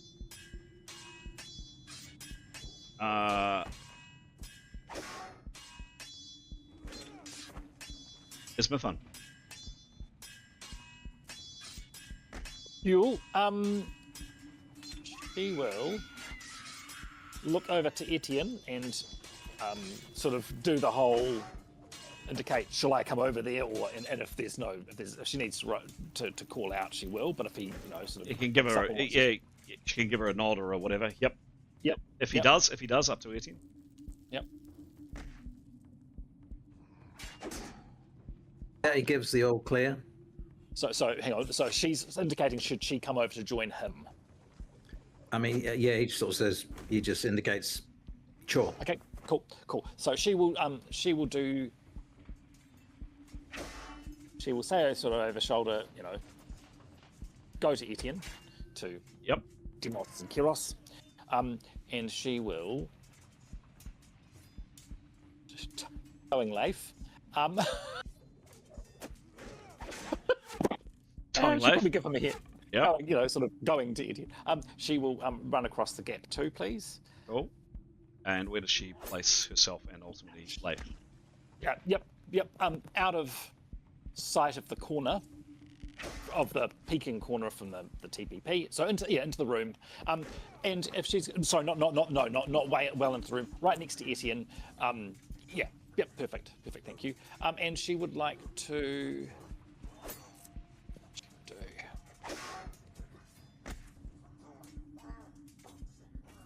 she will look. She would like to do a perception roll, particularly looking for red eyes. Cool. Give me a roll. That was a 50 foot. So, how much time has she got left? Give me a second. 50 foot.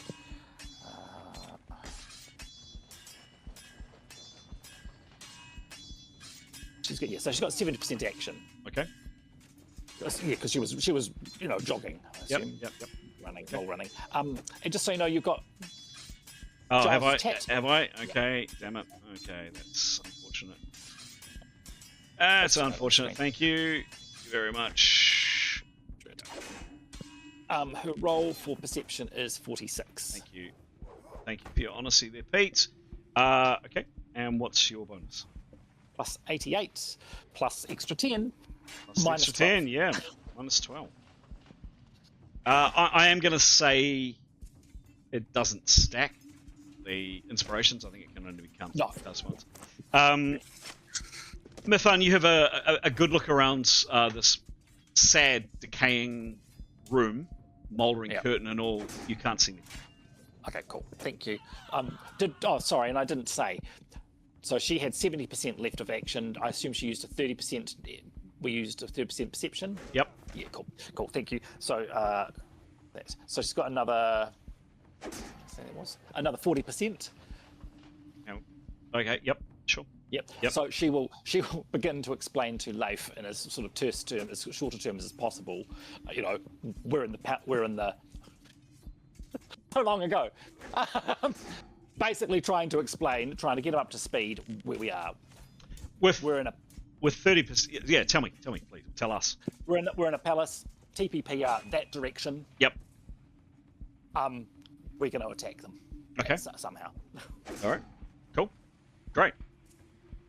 And look, with that amount of perception, you get the message across.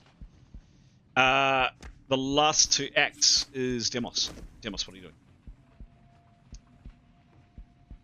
He doesn't want to miss the party, so he'd like to go join the guys over there. Okay. He's going to encourage Keros to come too. Yep. And who's on the ground? It's a body. Oh, that's the body. Lovely. He's not going to encourage them to come too. Yep. Yeah, he's gonna want to go up to the party, and if he has anything left, he'd just like to ask if they've seen anyone close that he can stab with his little spear. Okay. Mithan, I'd still give you enough time to answer 18 if you wish. You could probably explain the Leif in a sentence or two. Oh, thank you. So the question was, is there anyone to stab? No. Okay. And stabbing distance. Actually, now, where was Demos? He hasn't. No, got you. She will say, TPP are peeking around the far end of the corridor. Okay, cool. Sorry. End of this round, I gave a 1% chance to Keros. Same holds. I think I said what did I say for you, Gray? I think it was a 5%. No, a 4%. 2%. Sorry. Was it 2%? I think it was a 2. Yes, I had it written down. No, because you're in that corridor. No, less. 2%. Yes, 2% for you, 1% for Keros, and these characters I'm going to say are probably far enough away. So make a roll for both of you. Thank you. Heads up. Thank you. Thumbs up for Keros. She's fine. What's the chance, Gray? 1%, 2% chance. 52. No, he's okay. You're fine. Dicing with death though. That is the end of that. That is the end of that round. Rolling initiative for the next round.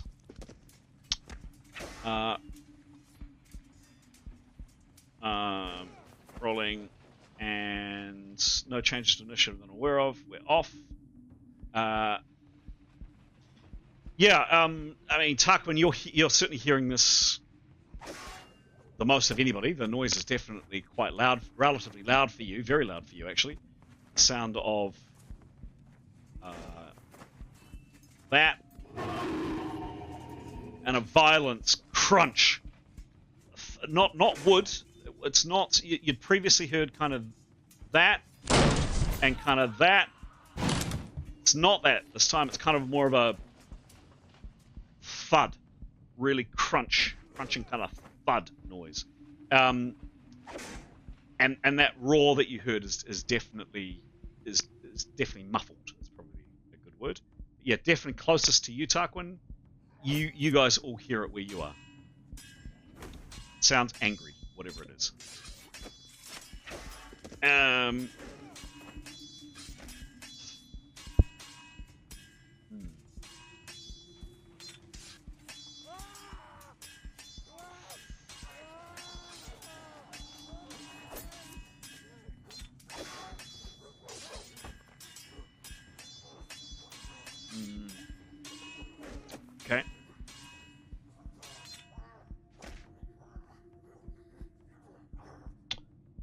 Okay.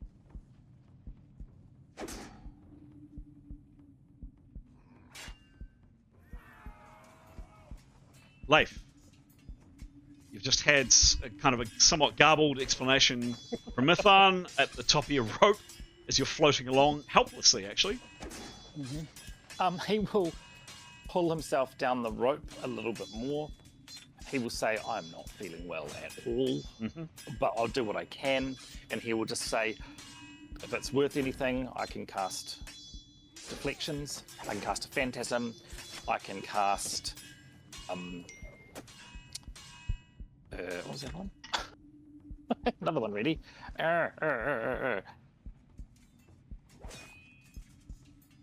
Lie, but I'm not feeling well. There's another. Okay. Anything else he's saying or doing? No, he's just. Hey, I think it's only fair that he's still sort of getting his head together, basically, and yeah. Okay. Yeah. Very good. Great. He'd like to continue forward Okay. Let's just. another 40 feet if he can. Yep. Sure. Let's just take this for you. So we don't want to see all the goodness down there, do we? Ooh, We don't want to see the goodness. too much of a good thing. Too much of a good thing. Does he see anything anything else as he's going forward, getting closer? Or hear anything? The same. So someone can't see who is kind of, keep an eye on things. Was there any kind of rubble or anything that he can kind of, like, as he's moving forward, kind of duck into so that if the light comes in, it might not touch him? Well, Or is that not how the light works? there's no real rubble in here to speak of from memory, but there is those archways which would lead you out into the nice safe courtyard. If he stands next to the archway, would that give him protection or no? Minimal, very minimal. Okay. A little perhaps, but not much. If it goes into the archway, it'd be fine. Through the archway, it'd be fine. If he'd be fine through the archway, I thought that would be where it was more dangerous. Dangerous for what though? I don't want to find out. The fact that you're trying to lead me there is making my alarm bells go off. It can't be good. I wouldn't try to lead the witness, my lord. He moves 40 foot forwards. There is still, yes, as described in your chat. Okay. And obviously, no one else knows what Cool. Alrighty. Thanks.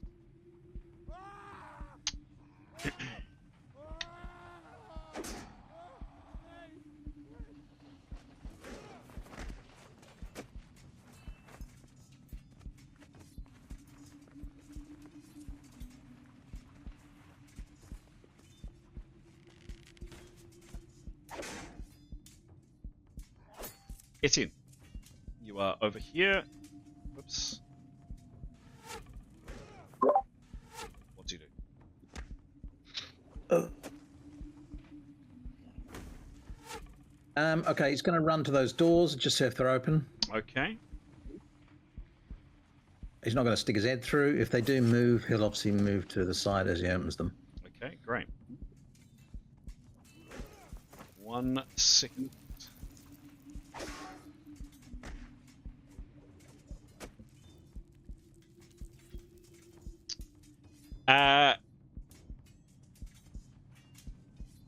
They're large double copper doors.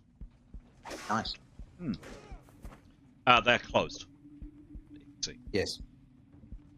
He does what, please? So he would like to. Are they open inwards or outwards? They open inwards. Okay, so he'd like to see if one will open and then move back with it. So rather than opening it and showing himself to be to anyone's side, yeah. Sure. Door doesn't open.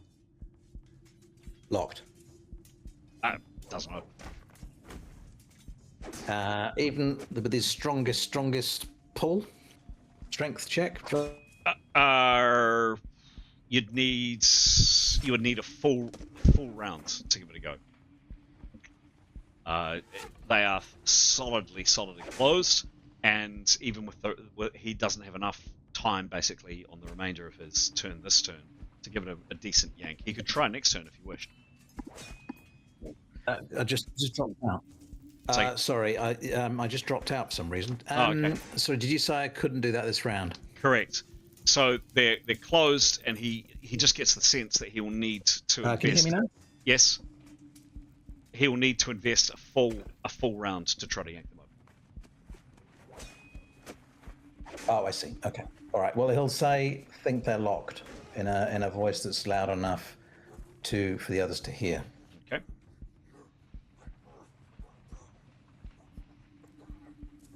All right. That is your. Anything else? Anything else? Has he got anything left? I mean, the distance was not massive. It's what? Oops. It was what? It was 60 foot. So if he's running over there, that's kind of half his turn. He tried to pull for 10%. He's got 40% left. I don't suppose there's a gap that you can look through. Nothing. Well, not that he can see, unless he wants to try a perception roll, but nothing he can immediately see. No, don't worry. Okay, he'll prepare for a big yank next time. Done.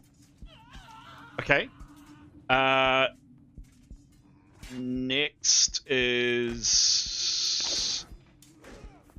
on my list is right. I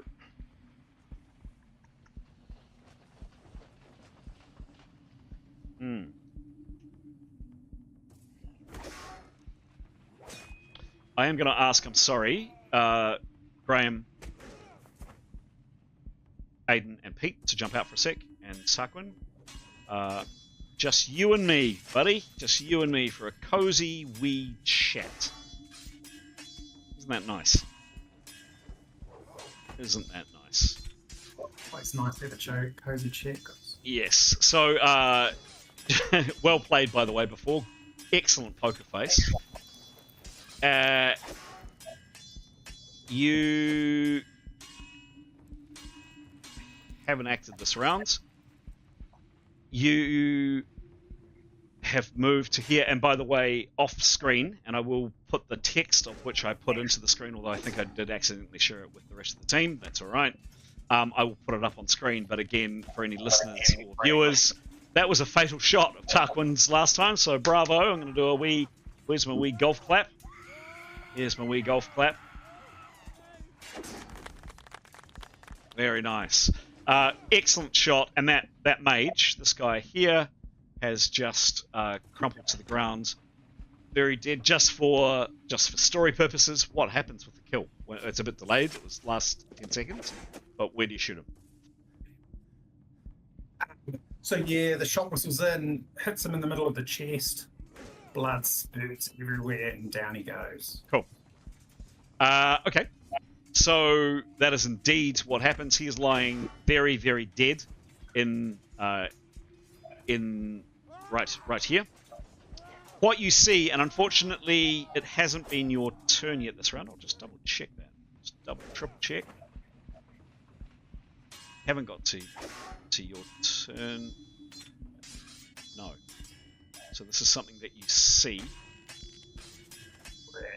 Yeah. So sorry, it's something you see rather than being able to act on.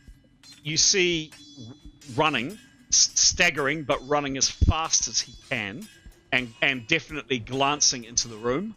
So the person that you just slew, this guy was completely out of it. You see this man here, the second guy you shot. He's looking pretty messed up, but he is definitely staring into the room intently, and he is running fast. You can't shoot him because he has beaten you to initiative, so it's just for your information. He runs past, and is clearly nervous about something coming from. Can I check, Chris? Last time this chap ran from left to right. Yep. So this time he must be running from right to left. He's going this way. He was here. Was here. He's going that way. Oh, okay. Okay. Yep. He's running away. Yep. Just see where you are down the pecking order to see if we can potentially do something with. You're next, actually. So you just see that happen, and you very conveniently are next on the initiative. What do you do? Right. So has the wizard fallen in the darkness? Because he must be very close to it if he hasn't. No, he's in the corridor, and the corridor is in the light. Okay. So how far? I'm going to run to the edge of the darkness. Okay, give me a. I've done the maths here. I think that's going to take me 4 seconds at a run, and it was easier to see when the darkness was down. That's going to get me almost to. I actually thought he was in the darkness, but it's going to get me almost to being able to grab this guy, right?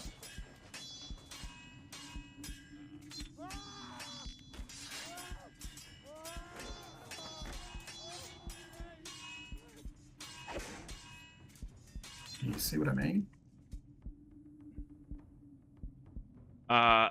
No, so you see the corridor. I can't show too much without revealing too much. It is at the edge of this room. So I've run from the edge of the room to the darkness, yep. So I think that's 4 seconds of my action. Yep. Then I'm going to have a 10% glance into the corridor. So can I reach the slain mage from where I'm standing in darkness? Give me a roll. If you shot him, and the impetus from the arrow would force him back, so I'd say there is a 40% chance you are, 60% chance you can't reach him. 40 or under, you're good. Over 80. Yep. The force of the arrow sent him further, and he stumbled back and collapsed out of your reach. Okay, so I'm going to have a 10% glance into the corridor. Cool. Give me a roll, please. Oh, crap. 94. 94. Like, can that be one of my shoot rolls? Yeah, sure. 105. And this is the third round, so this is his last round of inspiration. Yes, thank you. 105 plus 10. Negative 20 for a glance. Okay, I'm just going to alt, just to make sure I do this. 1 second. What do you see? What was the result? That was the result. Okay. All right. Yeah, you see several things.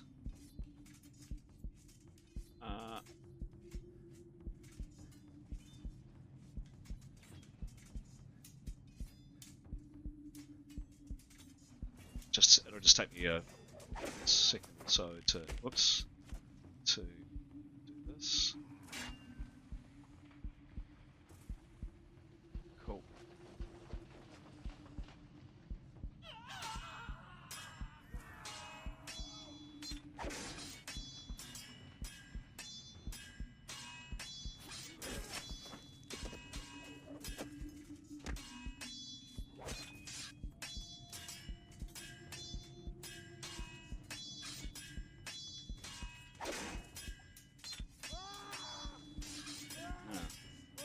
This is going to be interesting.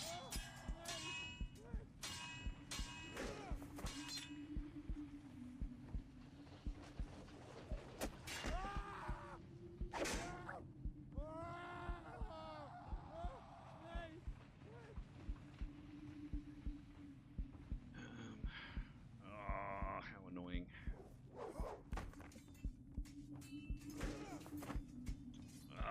Why is it doing that? All right. So Tarquin, this is what you see coming onto the map now. Your head peers through there just for a second. There's your foe that you felt right there, irritatingly just out of reach. down here is the other archway. Not that you can see from this angle, but you get the idea. There's the other archway. Blank stone wall there. Blank stone wall there. The remains of this door. And in place of this door is a relatively familiar object. You take this all in literally a second, but you actually rolled relatively well. Ice has completely encircled this door. Looks like an ice wall. You've seen Keros cast many of these, and it has barred this door.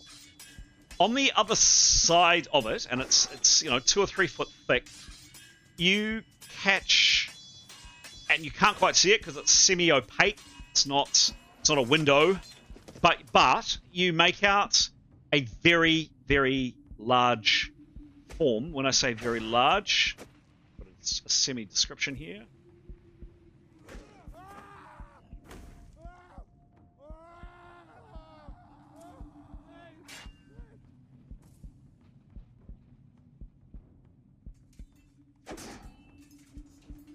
It's annoying. Yeah, around the size at shoulder height of a large pony. It's white, whatever it is. It's got 4 legs. It's quadruped. It's big, as I say, about pony size at its height and long.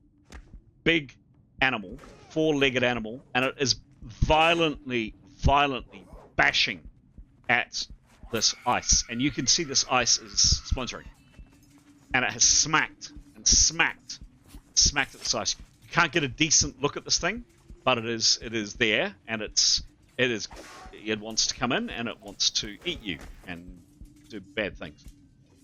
Glancing down this way, and unfortunately the map is probably not. Yeah, it's going to do that.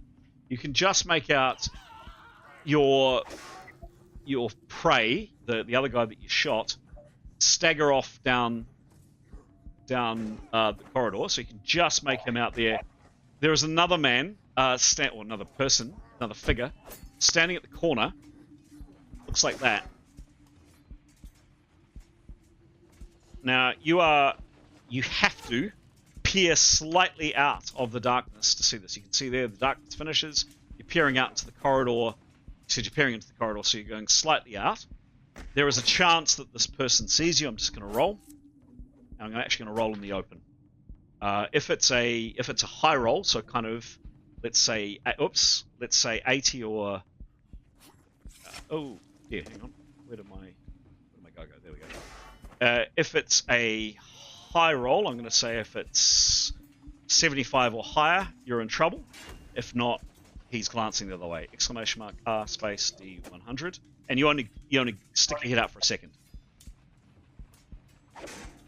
Oh, close, Tarquin. Close will do. So you see he's standing directly at that corner, and he is looking down this corridor, and he is kind of glancing back. And just as you pull your head back, he glances in your direction. So he's looking at the darkness and down here.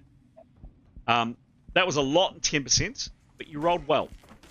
So there's a lot of information in there. Do you have any more action this round? Yeah, I've got 50%. Right. And before I use... no, I know what I'm going to do with... so what I want to do with my 50% is grab him and drag him into the darkness. Okay. Can I do that with a 50% action? You can 5 get... seconds. Yeah. Drag him far. Yeah. It would require at least a full round to drag him. You can start to drag him. And you are aware that this guy's has flicking back and forward. So no, you can't do it in 1 round. Okay, I'm going to use the last 50% of my action to change my weapons. Yep. So I'm going to holster my bow and arrow and pull out both my daggers. Okay, so okay. Then I'm done.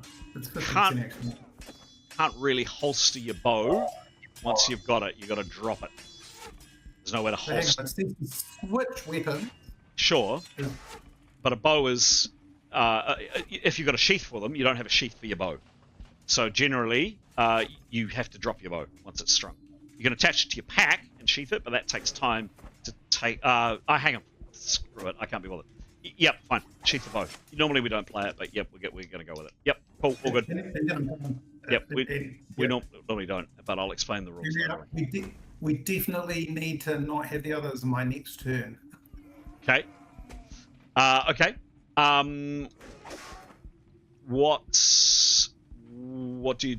Okay, and you're swapping arrow weapons. Great. Thank you. That was a lot. Yeah.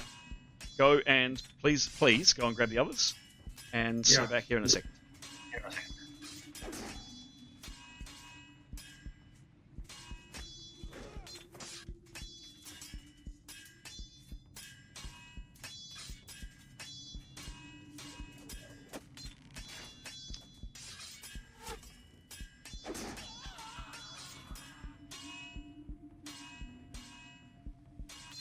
All right. Hello. Cool. We're all here. Hello. Hello.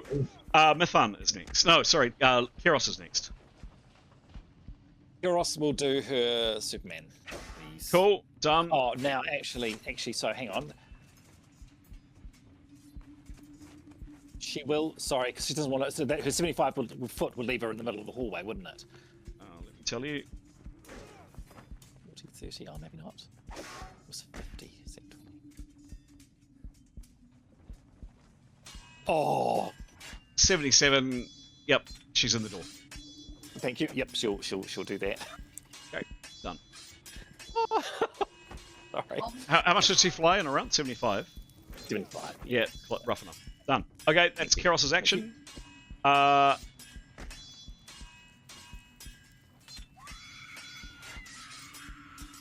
Next is Demos. Demos, you've arrived in this room. What are you doing?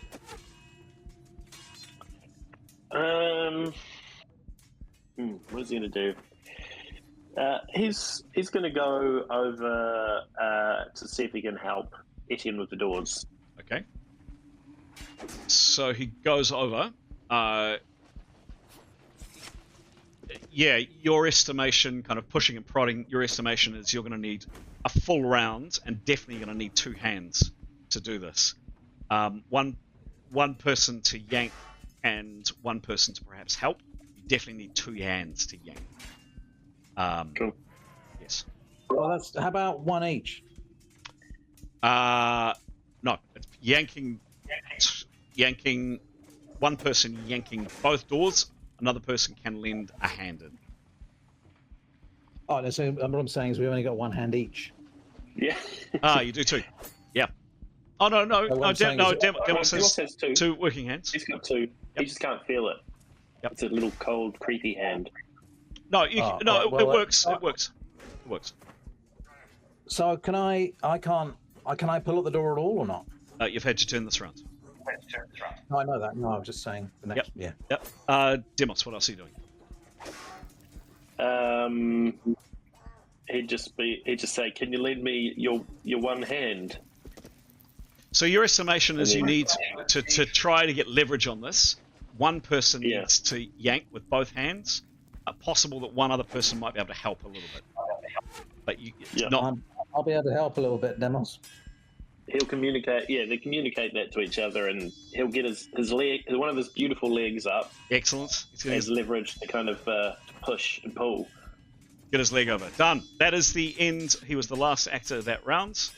That is the end of the round. What's the time? It's 9:15. One more round, guys, or call it there. I did say I was going to jack it early tonight, but I can do one more if you guys want to, or we can leave it there. Your call. One more? Okay. I'm okay for one more. Okay. Yeah, let's go. All right. All right. Cool. All right.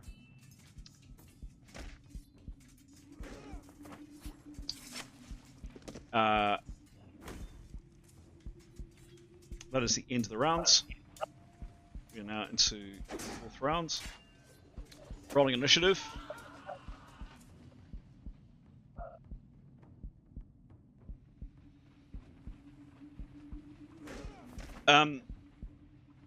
This will make,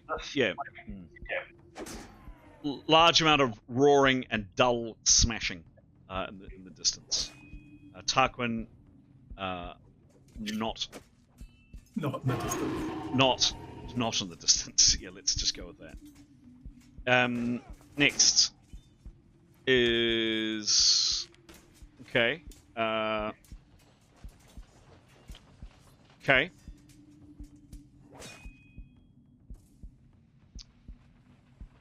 Yep, done.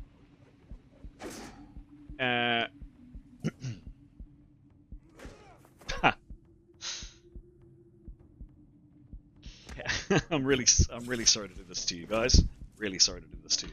But can I please ask for Aidan, Graham, and Pete to jump out of the room? Really sorry. Chris. No, just before you do that, Chris, do you just want to have a quick read of what I've sent you in the Tarquin GM channel? Doesn't matter. Okay. Yep, doesn't matter. Yep.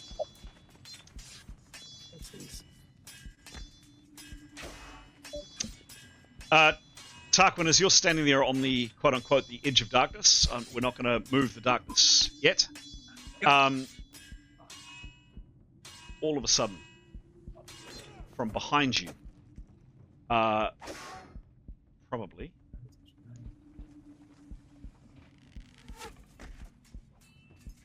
you're attacked.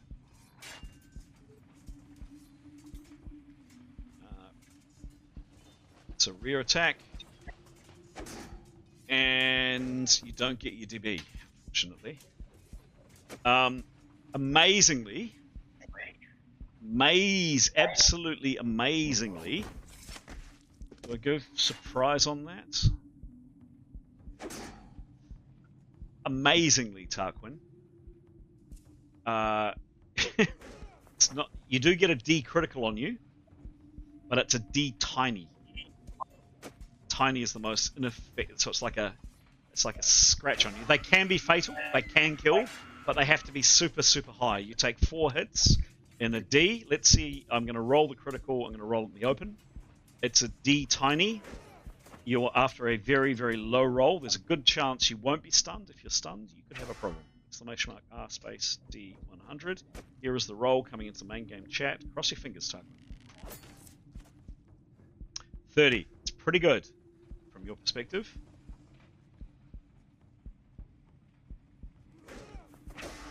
Very good from your perspective. 3 more hits. Something has just slashed you from behind. And let's just simply because you're here, you're not too far down the order. Let's resolve your action now. So, just on the edge of darkness, and then that happens to you. What do you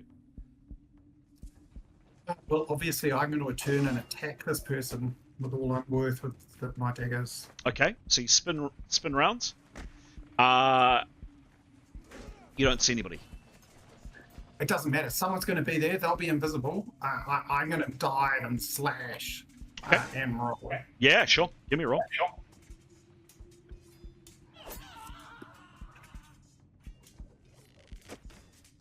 31. 31. Cool. 31. Done. Oh, and it's the magic dagger. Yep. Great.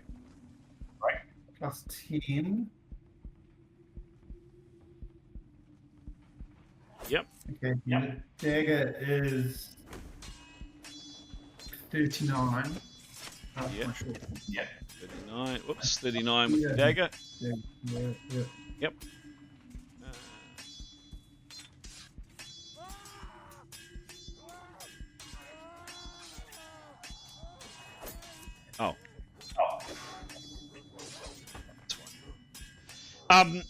Tarquin, you slash wildly into thin air. You don't have a target. You're just slashing anywhere. You cut air. Nothing. Well, I will know where the target's coming from. It must have come from somewhere. I'll have some idea where it's from. It's not from my sides. It's not from in front of me. It's a slash across my back. So obviously the attack will be directly behind him. This guy might have moved or person, but that's that. So I agree with you. I can't. If he's invisible, I can't see him. But that's where I'd be attacking to. Is that point? Sure. Nothing. Have I got any action left? Nope. That was a full attack. That's your action. You can say 3 words. I could say I'm going to die, but what's the point? Okay. Cool. Thank you. Would you mind going and grabbing the others? Thank you.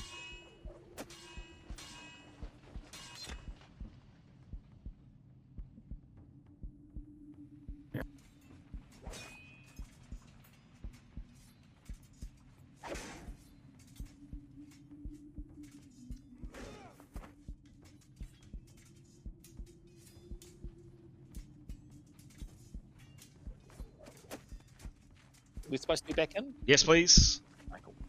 Hello. Yes. Cool. You. Gray, it is your turn. And, cool. Okay. And some information without a perception roll for you coming into your chat. So you saw this without any requirement for a roll.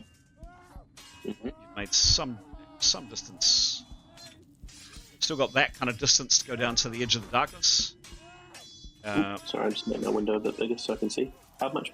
Just there. Kind of there. Whoops, there to call it. It's probably not going to be accurate. Yeah, still I'm saying 80 rounds to get there. Yep. Okay. If that measurement may not be exact, but yep, let's go with that. Mm-hmm. Okay. Some information coming into your private chats. I need. Whoops. I clicked the wrong one. Click the wrong one. There we go. Coming into your chat now, Gray. We'll be in a second. Coming.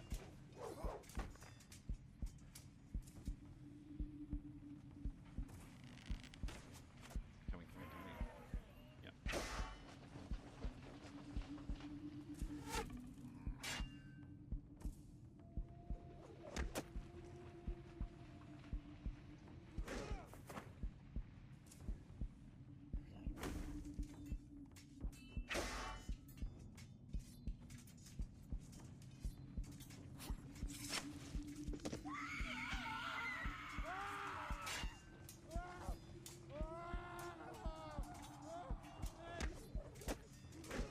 And then lastly, Okay. and there's just a little bit more information. Is that within the darkness, or he can't tell? No, out of it. Hmm.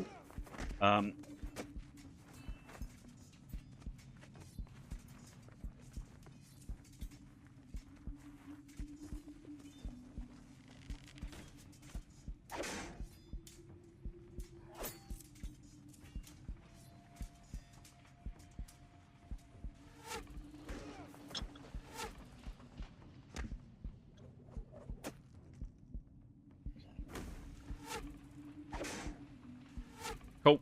So, left, Gray. That makes sense. Left, right. Yep. Yep. Left, right. So, hereish. Yep. That other one. Yep. Cool. That's what you saw free. What? Anything else? Yeah. So it is now your turn. You have 100% action. What do you do? He's gonna head towards that second character, being careful to be quiet and stay in the dark. Okay. So he is now stalking. Yes. Okay. Can you do that 40 foot, like quiet, but not fully stalking, or is that? There's a. Sorry, there's a certain point in the game where you. And unfortunately, it's a game in the game, yeah. You're kind of either stalking or you're not stalking. I'm sorry. You were trying to walk cautiously, but yeah. Yeah. I'm just trying to get him there without taking a million rounds. Yep. You're cool. What to do? I think for this round, he's just going to continue normally, but try to be quiet. And then I think when he gets a bit closer, that's when he'll stalk. So, give He's me. still probably 2 rounds away from getting to that guy. Yeah, let's tell.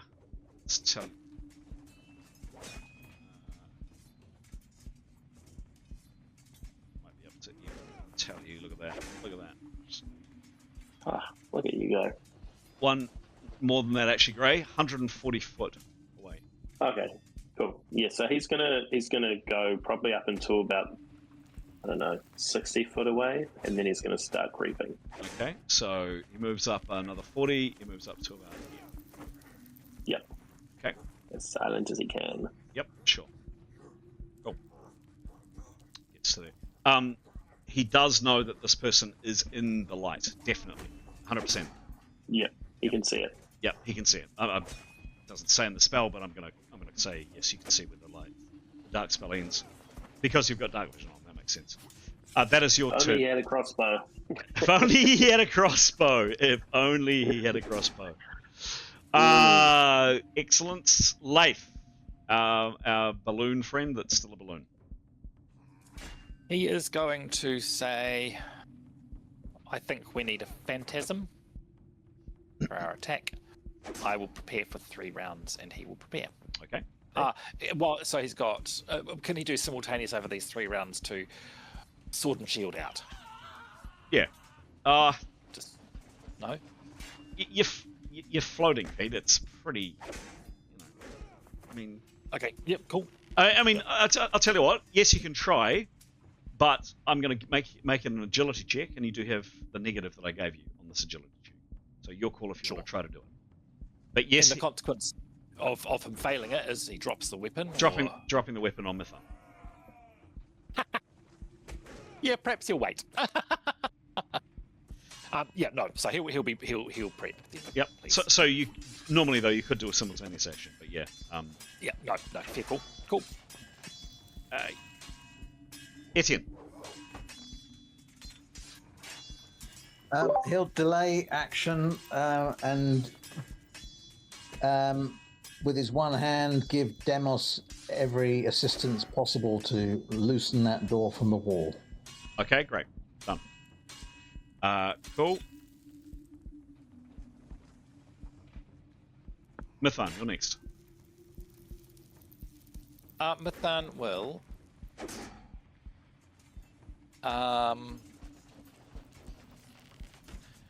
She will want to prep for 1 round. Okay. Please. And she will say to Leif, I am going to be casting healing on you. Okay. Demos. Yes. What do you do? He's currently heaving. He's currently heaving. All right. So this is an all or nothing strength maneuver. I'm going to say on this one door, you can make 3 attempts at it, and then that's kind of so the entire party can make 3 attempts at it, and it's either done or it's not done. It is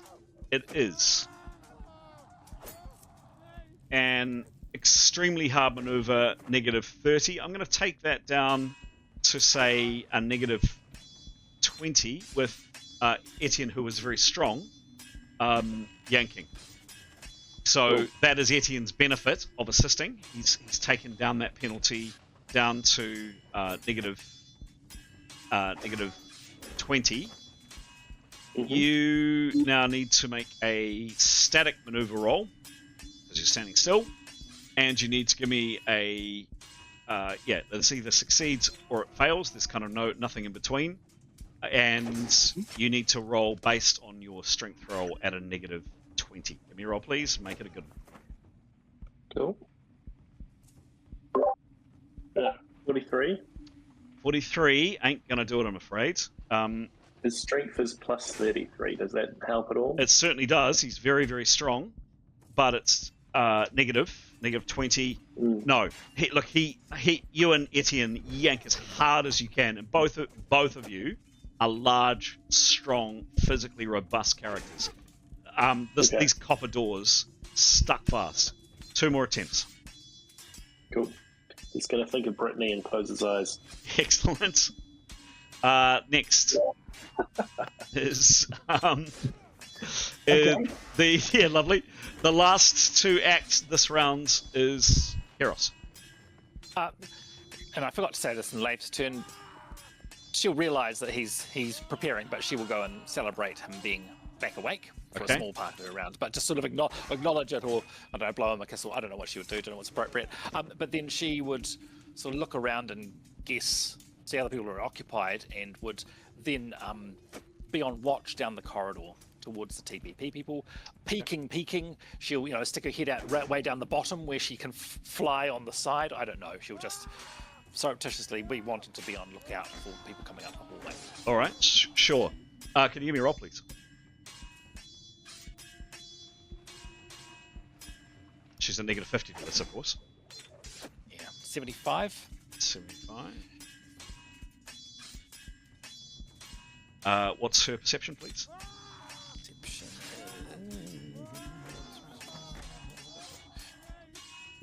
General perception is plus 35. Negative 50. Plus 10. Plus 10. Plus 10. Plus 10. I think The waves of pain from her leg just wash over her, and her eyes are kind of blurry. I mean, she's having enough trouble keeping attention on what's going on in here. She can't see any movement down that way, put it that way, but more than that, she can't see. Cool.